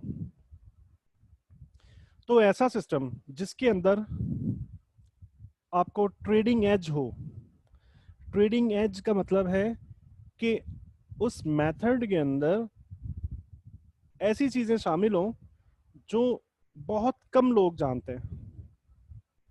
इट मींस कि आपकी ट्रेडिंग के अंदर एज हासिल है आपको, ठीक है। कन्फ्लुएंसेस ऑफ प्रोबेबिलिटीज, यानी कि प्रोबेबिलिटीज का एक जगह पे इकट्ठा होना, एक जगह पे जमा होना, कन्फ्लुएंस पॉइंट मैंने आपको बताया था ना कि अगर एक से ज्यादा इंडिकेटर्स आपको कन्फ्लुएंस आई मीन एक से ज्यादा इंडिकेटर आपको एक ही प्राइस के ऊपर बाय का सिग्नल दे रहे हैं या सेल का सिग्नल दे रहे हैं, तो इसका मतलब है कि कन्फ्लुएंस आ चुका है। ठीक है। और इसके बाद स्ट्रिक्ट मनी मैनेजमेंट और ट्रेडिंग साइकोलॉजी, इन चीजों को मिलाकर एक ऐसा सिस्टम बनाया जा सकता है जो आपको मुसलसल प्रॉफिट देगा, मुसलसल। ट्रेडिंग एज की अगर हम बात करें तो हमने लिक्विडिटी क्लास ली थी जिसके अंदर मैंने आपको गैप कैंडल के बारे में बताया था। Gap candle. अब इंडिकेटर्स की अगर हम बात करें तो मैकडी के बारे में बहुत दुनिया जानती है, आरएसआई के बारे में बहुत लोग जानते हैं, स्टोकेस्टिक के बारे में बहुत लोग जानते हैं, लेकिन गैप कैंडल हमारी एक ऐसी टेक्निक है जिसके बारे में बहुत ही कम लोग जानते हैं, बहुत कम लोग जानते हैं। आप गैप कैंडल्स को समझ चुके हो, इसका मतलब है कि आपकी ट्रेडिंग के अंदर आपको दूसरों से एज हासिल है, आपको एक एक्स्ट्रा एडवांटेज हासिल है, आपको वो चीज पता है जो दूसरे लोग नहीं जानते। इसके अलावा कन्फ्लुएंस की बात की जाए तो आपको बता चुका हूँ कन्फ्लुएंस क्या होता है। कन्फ्लुएंस ऐसी प्राइस होती है, ऐसा पॉइंट होता है जिस जगह पर आपको एक से ज्यादा इंडिकेटर्स सेम सिग्नल दें, सेम सिग्नल, एक से ज्यादा इंडिकेटर्स आपको या तो बाय की सूरत में दे रहे हैं या सेल की सूरत में दे रहे हैं, तो हम क्या कहेंगे कि ये कन्फ्लुएंस पॉइंट है। यहाँ पे कन्फ्लुएंसेस इकट्ठे हो चुके हैं, ऐसी जगह पे ट्रेड लेना ज्यादा फायदेमंद होता है। इसके अलावा नंबर 3 पॉइंट पे क्या है, strict money management. Money management का साथ कभी भी नहीं छोड़ना। और मनी मैनेजमेंट कैसे, हमेशा 1% या 1% से भी कम हर एक ट्रेड पर रिस्क लेना होता है। 1% या 1% से भी कम, 0.5% आप ले सकते हो, 0.25 0.75% ले सकते हो, मैक्सिमम से मैक्सिमम 1% ले सकते हो, इससे ज्यादा नहीं। ठीक है। तो ये है मनी मैनेजमेंट। अगर आप एक से ज्यादा ट्रेड आपकी एक वक्त में चल रही है, बेहतर ये होता है कि एक वक्त में एक ट्रेड चलाओ, ये बेहतरीन सिनेरियो है, एक वक्त में एक ट्रेड चलनी चाहिए। ठीक है। चलें मिसाल के तौर पे अगर एक वक्त में एक से ज्यादा ट्रेड चल रही हैं तो टोटल ट्रेड्स का क्यूमुलेटिवली जो रिस्क होगा ना वो 5% से ज्यादा नहीं होना चाहिए। मिसाल के तौर पे अगर आपको 10 ट्रेडें ओपन करनी है तो फिर आप क्या करोगे, आप 0.5% रिस्क लोगे हर एक ट्रेड का। जब आप 0.5% रिस्क ले रहे हो हर एक ट्रेड का, तो 10 ट्रेडों को मिला के देखोगे तो टोटल आपके अकाउंट के ऊपर जो रिस्क होगा वो 5% होगा। ठीक है। So that's the way. इसके अलावा चेकलिस्ट आपको मल्टीपल टाइम दे दी जा चुकी है, बट अब चेकलिस्ट आपने क्या करना है, इसको लाजमी देखा करें। बिलीव मी, ये आपकी हॉली ग्रेल है। ठीक है। आप जब तक इसको फॉलो करते रहोगे इंशाल्लाह फायदे में रहोगे। चेकलिस्ट के अंदर क्या करना है, इकोनॉमिक फंडामेंटल न्यूज आपने चेक करनी है फॉरेक्स फैक्ट्री के अंदर। जिस भी वक्त न्यूज आने वाली है उससे आधा घंटा पहले और आधा घंटा बाद तक अपनी ट्रेडिंग एक्टिविटीज आप स्टॉप कर दोगे। मतलब अगर कोई भी न्यूज दोपहर 12 बजे आ रही है तो अब यूरो के अंदर न्यूज है, तो यूरो के मुतल्लिक कंसर्निंग जो भी पेयर्स हैं आप उनमें ट्रेडिंग स्टॉप कर दोगे। न्यूज आ जाए, न्यूज आने के आधा घंटा गुजर जाए, उसके बाद फिर आप अपनी ट्रेडिंग एक्टिविटी दोबारा से स्टार्ट करोगे। फॉरेक्स लाइव आप हमेशा ऑन रखोगे और उसमें नोटिफिकेशन का मैंने आपको दिखाया था बटन, उसको आप प्रेस करोगे तो तमाम न्यूज़ आपके पास डेस्कटॉप पे अपीयर होना स्टार्ट हो जाएंगी। तो इससे क्या फ़ायदा होगा कि अगर ट्रेडिंग के दौरान कोई अनएक्सपेक्टेड न्यूज़ आ जाती है, बिल्कुल कोई एक्सीडेंटली कोई सरप्राइज आ जाता है, तो आपको फौरन से पहले पता चल जाएगा। ठीक है। सपोर्ट और रेजिस्टेंस लेवल आप लाजमी लगाओगे डेली और H4 टाइम फ्रेम के अंदर। उसके बाद क्या करना है, मार्केट की कंडीशंस आपने चेक करनी है। मार्केट कंडीशन क्या मतलब है? हायर हाइज और हायर लोज चेक करने हैं आपने डेली टाइम फ्रेम के अंदर, H1 टाइम फ्रेम के अंदर और H4 टाइम फ्रेम के अंदर। ठीक है, इन कंडीशंस को देखने के बाद आप ट्रेड कैसे करोगे? ट्रेड तीन तरीकों से कर सकते हो। ट्रेंड की कंटिन्यूएशन के अंदर ट्रेड कर सकते हो। कैसे? मार्केट हायर हाइज बनाती हुई जा रही है, हायर हाइज हायर लोज बनाती हुई ऊपर जा रही है, तो पुल बैक्स के ऊपर आप बाय करोगे, मींस ट्रेंड की कंटिन्यूएशन को आप ट्रेड कर रहे हो। ट्रेंड लाइन लगा दो, तीसरे टच को आप ट्रेड कर सकते हो। मूविंग एवरेजेस 20, 50 एंड 200 को आप अप्लाई करो और उसके बाद 20 और 50 के टच के ऊपर पुल बैक जैसे ही कंप्लीट हो उस वक्त आप मार्केट में एंटर हो सकते हो। इसके अलावा हम CCI स्ट्रेटजी, मैकडी स्ट्रेटजी, वो भी तमाम चीज़ें पढ़ चुके हैं। ट्रेंड की कंटिन्यूएशन के अंदर वो चूंकि ट्रेंडिंग मार्केट की कंडीशन में ज़्यादा अच्छा काम कर रही होती हैं, इस वजह से ट्रेंडिंग में आप उसको देखोगे। नंबर 2 पे आप क्या कर सकते हो? ट्रेंड रिवर्सल्स को देख सकते हो। ट्रेंड रिवर्सल्स कैसे ट्रेड करना है? आप सपोर्ट और रेजिस्टेंस आपने लगा लिए थे यहाँ पे, इस पॉइंट के बाद सपोर्ट और रेजिस्टेंस आपके पहले से लगे हुए हैं। मार्केट यहाँ तक रीच कर जाए और रीच करने के बाद आप रिवर्सल्स के ऊपर ट्रेड कर सकते हो। कैंडल स्टिक पैटर्न आना लाजमी है, ठीक है। और उसके बाद आप कैसे ब्रेकआउट को ट्रेड कर सकते हो? ब्रेकआउट को कैसे मार्केट, चले मैं आपको डिटेल में बताता हूँ कैसे करना है। ट्रेंड कंटिन्यूएशन को कैसे करना है, ये पॉइंट आप प्रिंट कर लो, ठीक है, प्रिंट आउट करो लाजमी, और अपनी ट्रेडिंग डेस्क के सामने वाली वॉल के ऊपर इनको लगा दो, ताकि आप बार बार इनको देखते रहोगे, आपके जहन नशीन हो जाएंगे। जितना अच्छे से आप इन चीज़ों को जहन नशीन करोगे उतनी गलती करने के इम्कानात कम हो जाएंगे, ठीक है। आपकी ट्रेडिंग के अंदर सक्सेस की प्रोबेबिलिटीज ज़्यादा से ज़्यादा होती रहेंगी। ट्रेंड कंटिन्यूएशन में कैसे ट्रेड करोगे? Price should be in between support और resistance levels, in between, okay. Support और रेजिस्टेंस लेवल के दरमियान में होनी चाहिए, पहुंची भी नहीं होनी चाहिए। मतलब ऐसे, अगर यहां तक प्राइस पहुंच चुकी है तो हम कंटिन्यूएशन को ट्रेड नहीं करेंगे, ओके। दरमियान में होनी चाहिए, तो इन पुल बैक्स के ऊपर यहां तक आप अपना टीपी लोगे, ऐसे आप ट्रेंड कंटिन्यूएशन को ट्रेड करोगे, ठीक है। और उसके बाद क्या होना चाहिए? There must be at least a complete cycle in the background of higher high और higher low for buying opportunity, और lower higher lower low for selling opportunity.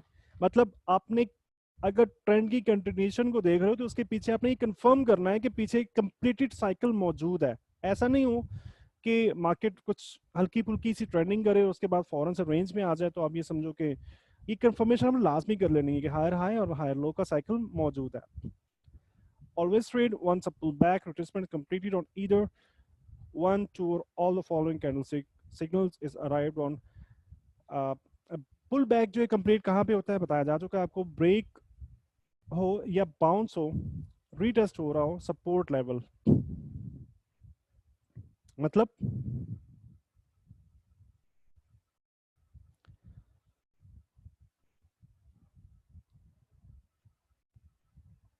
Support level break हुआ और उसके ऊपर इस तरह से बाउंस हो रहा है, तो हम इसे क्या कहेंगे कि रिट्रेसमेंट कंप्लीट हो गई है और हम यहां से बाय करेंगे, right, of minor support levels, ठीक है। जो H1 में अगर आप H4 में निकालते हो तो आप उन सपोर्ट लेवल के ऊपर ही काम कर सकते हो। थर्ड या फोर्थ टच ट्रेंड लाइन का आप ट्रेड कर सकते हो। ट्रेंड कंटिन्यूएशन के अंदर बाउंस और रीटेस्ट को आप देख सकते हो 20 और मूविंग, आई मीन 20 और 50 की मूविंग एवरेज के ऊपर। ये तमाम चीज़ें हम ऑलरेडी डिस्कस कर चुके हैं, पढ़ चुके हैं, लेकिन अब चूंकि हमारे क्लासेस का एंड हो चुका है तो हम उनको रिकॉल कर रहे हैं ताकि दोबारा से ज़हन नशीन हो जाए। चेकलिस्ट की सूरत में आपको बताई जा रही है ताकि आप इनको प्रिंट करके अपने सामने प्लेस कर लो और आप इसके बाद भूलोगे नहीं।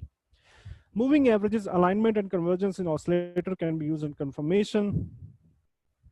मूविंग एवरेजेस की जब हमने देखा था 20, 50 और 200 की मूविंग एवरेजेस को इस्तेमाल करके, तो उनकी अलाइनमेंट आना लाजमी है, ठीक है।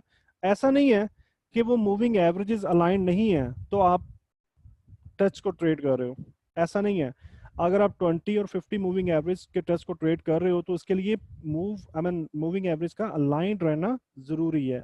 अगर वो अलाइंड रहेगी तो ही ट्रेंड स्ट्रांग होगा। अगर वो अलाइन नहीं है तो वहां पे ट्रेंड, कोई चांस ही नहीं कि ट्रेंड स्ट्रांग होगा। ट्रेंड होगा ही नहीं, वहां पे बहुत ही वीक होगा।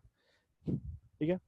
कन्वर्जेंस ऑसिलेटर्स इंडिकेटर के साथ आपको बताया जा चुका है कि कन्वर्जेंस कैसे देखी जाती है। जब market higher highs and higher lows, नया हायर हाई बना रही है तो इंडिकेटर भी नया हायर हाई बनाए, मतलब अपने हाईज को ब्रेक कर रही है पिछले, जैसा कि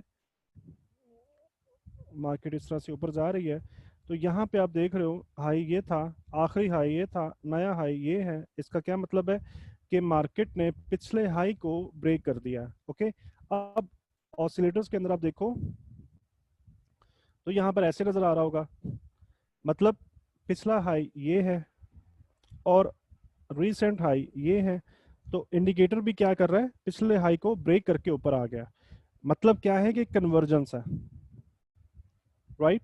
कन्वर्जेंस हमेशा ट्रेंड कंटिन्यूएशन के अंदर इस्तेमाल होती है। Do not buy if resistance level is very too much close. मतलब क्या है, जैसा कि आपको बताया था कि दो लेवल्स के दरमियान में आपने बाय करना है या सेल करना है, व्हाटएवर जो भी सिग्नल है दरमियान में, कुछ थोड़ा सा ऊपर नीचे। अगर प्राइस यहाँ तक पहुंच चुकी है, इसका क्या मतलब है कि अब रेजिस्टेंस या सपोर्ट जो है ना वो बहुत ही क्लोज है, प्राइस के बहुत ही करीब है, बहुत ही करीब आ चुका है और ये मार्केट को मजीद मूव करने से रोकेगा। हाँ एग्जैक्टली, सीसीआई लेवल्स। ठीक है। और don't sell if support level is to much close. अगर आप सेल कर रहे हो और सपोर्ट बहुत ही करीब है तो आपने सेल नहीं करना। अगर आप बाय कर रहे हो और रेजिस्टेंस लेवल बिल्कुल पास है, बहुत ही करीब है, तो आपने बाय नहीं करना। ट्रेंड रिवर्सल को देखते हैं। ट्रेंड रिवर्सल में क्या क्या पॉइंट देखने चाहिए। Price should be on strong support and resistance level, जो आपने पहले से मार्क किए हुए होंगे H4 डेली टाइम फ्रेम के अंदर। Price should be a valid candlestick pattern और market price action pattern. Reversals को ट्रेड करने के लिए हम हमेशा मैं आपको ये बताया, कैंडलस्टिक पैटर्न का अपीयर होना बेहतर होता है, एडिशनल कंफर्मेशन होती है। ठीक है। किसी भी स्ट्रॉन्ग सपोर्ट या रेजिस्टेंस लेवल के ऊपर जैसे ही अगर रिवर्सल पैटर्न अपीयर हो जाए तो आप इसको ट्रेंड रिवर्सल की डायरेक्शन में ट्रेड कर सकते हो। बुलिश रिवर्सल की बात करें तो क्या क्या देखना है आपको। Significant falling price in the background in last 8 to 10 candles. अगर आप बुलिश रिवर्सल देख रहे हो, बुलिश रिवर्सल का मतलब क्या है कि पीछे गिरती हुई प्राइस होगी, नीचे सपोर्ट होगा और आप बुलिश रिवर्सल देख रहे हो, तो ये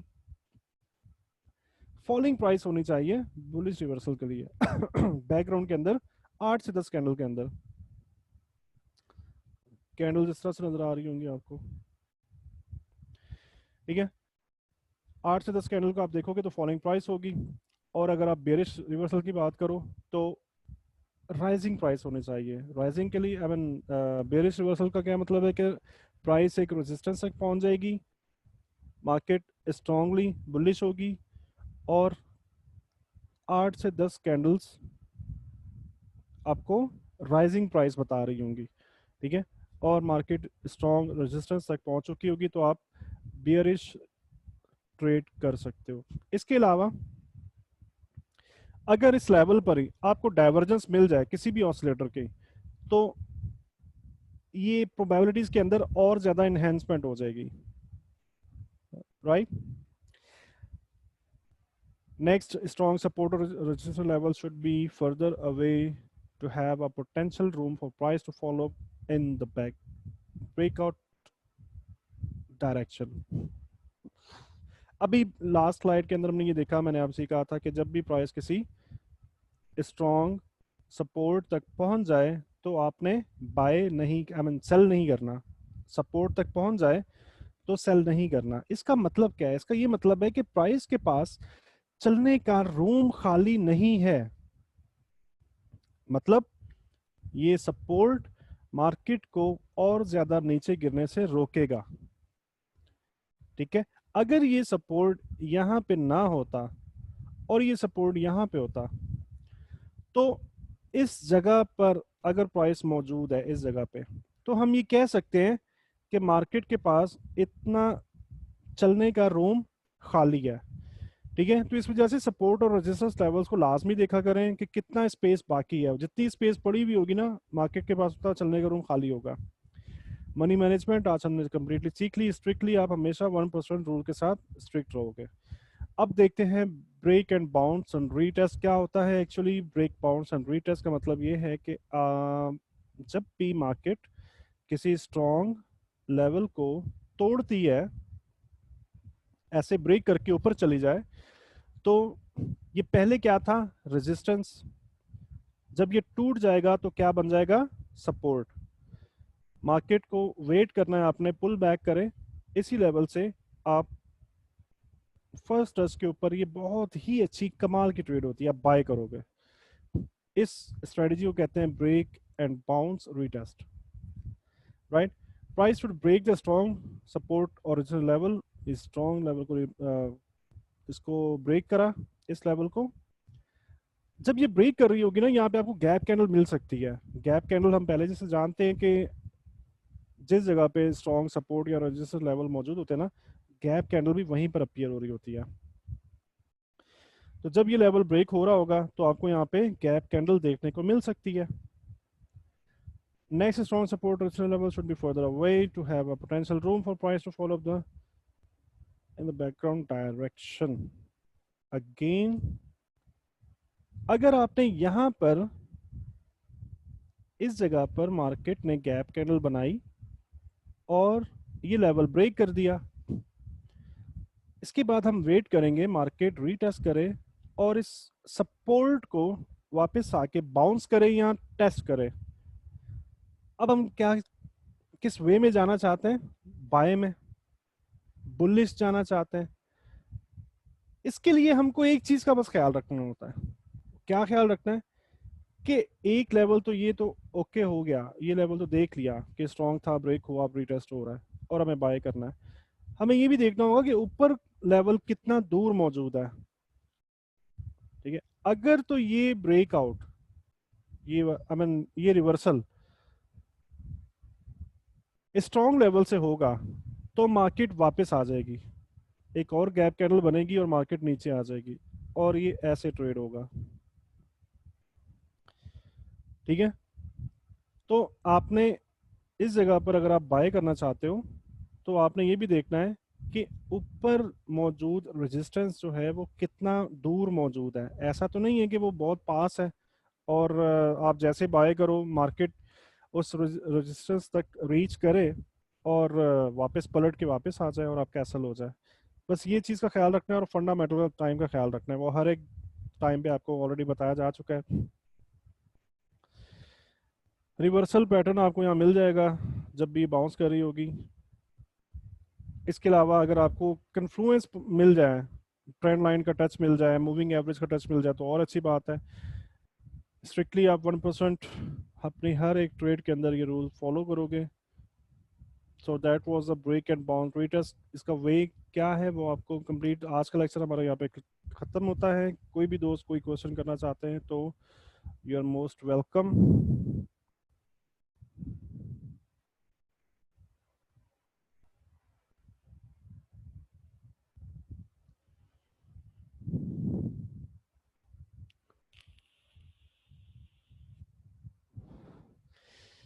कोई भी दोस्त कोई क्वेश्चन करना चाहें तो आप बिल्कुल क्वेश्चन कर सकते हो।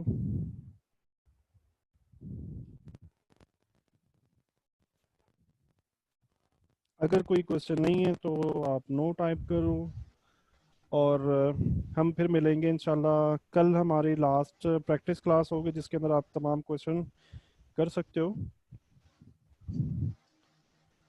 लेक्चर्स हमारे कंप्लीट हो गए।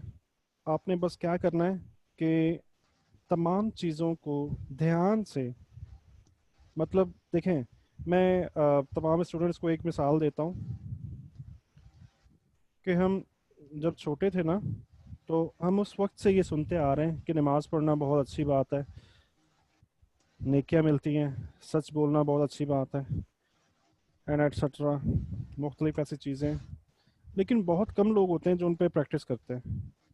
हम जानते बहुत कुछ हैं, हमें पता बहुत कुछ होता है, लेकिन बात होती है अमल करने की। ठीक है, तो ये तमाम चीजें प्राइसलेस बन जाएंगी अगर आप इन पे अमल करें, और यूजलेस बन जाएंगी अगर आप इन पे अमल ना करें। ठीक है,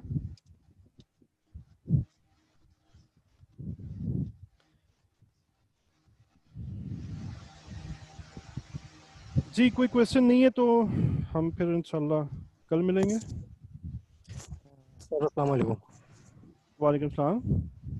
सर आप 2-3 डेज से एक लेक्चर के अंदर आप एक चीज़ कंटिन्यूसली बोल रहे हैं कि किसी भी एक चीज़ के ऊपर आप रिलाई नहीं करें, लाइक मतलब कोई भी 100% दे रहा हो आप उसके ऊपर रिलाई मत करें।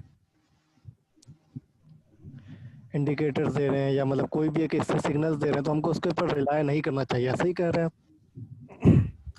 कोई बंदा आपको ये कहे कि मेरा सिस्टम 100% काम करता है,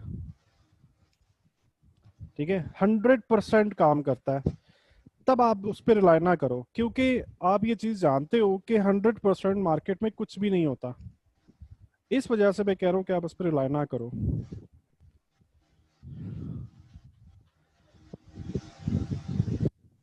ठीक सर, थैंक यू। कोई और सवाल तो नहीं था ना आपका? यही सवाल था ना?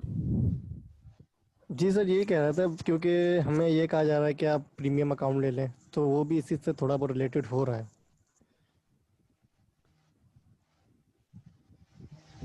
तो मेरा ये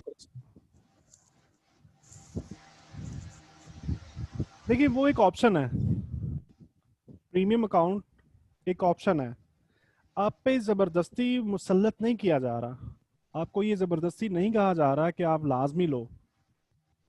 ठीक है, अगर आपको कोई चीज़ भी समझ में नहीं आती, देखिए मैंने कोशिश की कि आपको तमाम चीज़ें बहुत ही आसान करके बयान करूं, चीज़ों को आसानी के साथ समझाऊं, ताकि बहुत ही, अगर कोई होता ना कि चीज़ें बहुत मुश्किल से समझ में आती हैं, तो वो बंदा भी आसानी से उन चीज़ों को समझ जाए। ठीक है, तो आप इन चीज़ों को लेकर प्रैक्टिस करते हो, टाइम गुजरता है और सक्सेस नहीं मिलती, तो भी आपको मशवरा करना चाहिए। तो भी मतलब बेहतरीन, देखिए बेहतरीन चीज़ ये होती है कि आप अपने पाँव पे खड़े हो। बेहतरीन चीज़ ये है, मैं आपको गलत मशवरा नहीं दूंगा बिल्कुल भी। बेहतरीन क्या है कि आप अपने पाँव पे खड़े हो।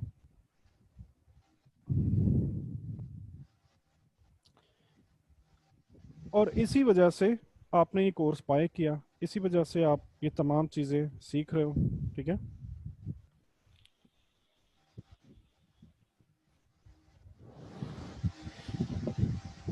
जी जाहिद बलोच कह रहे हैं कि 100-200 पर कैसे मनी मैनेजमेंट होता है। जी एग्जैक्टली, 0.01 के लॉट से बड़ी लॉट यूज कर ही नहीं सकते।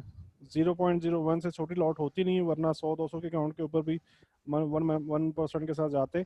बट आप 1% के साथ ही जा रहे होते हो, 100 के अकाउंट के ऊपर 0.01 से आप नीचे जा ही नहीं सकते, कोई चांस ही नहीं है। राइट, आई मीन ऊपर, सॉरी।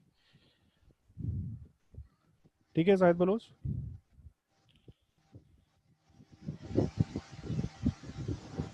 0. सॉरी 0.01 का लॉट साइज आप इस्तेमाल करोगे।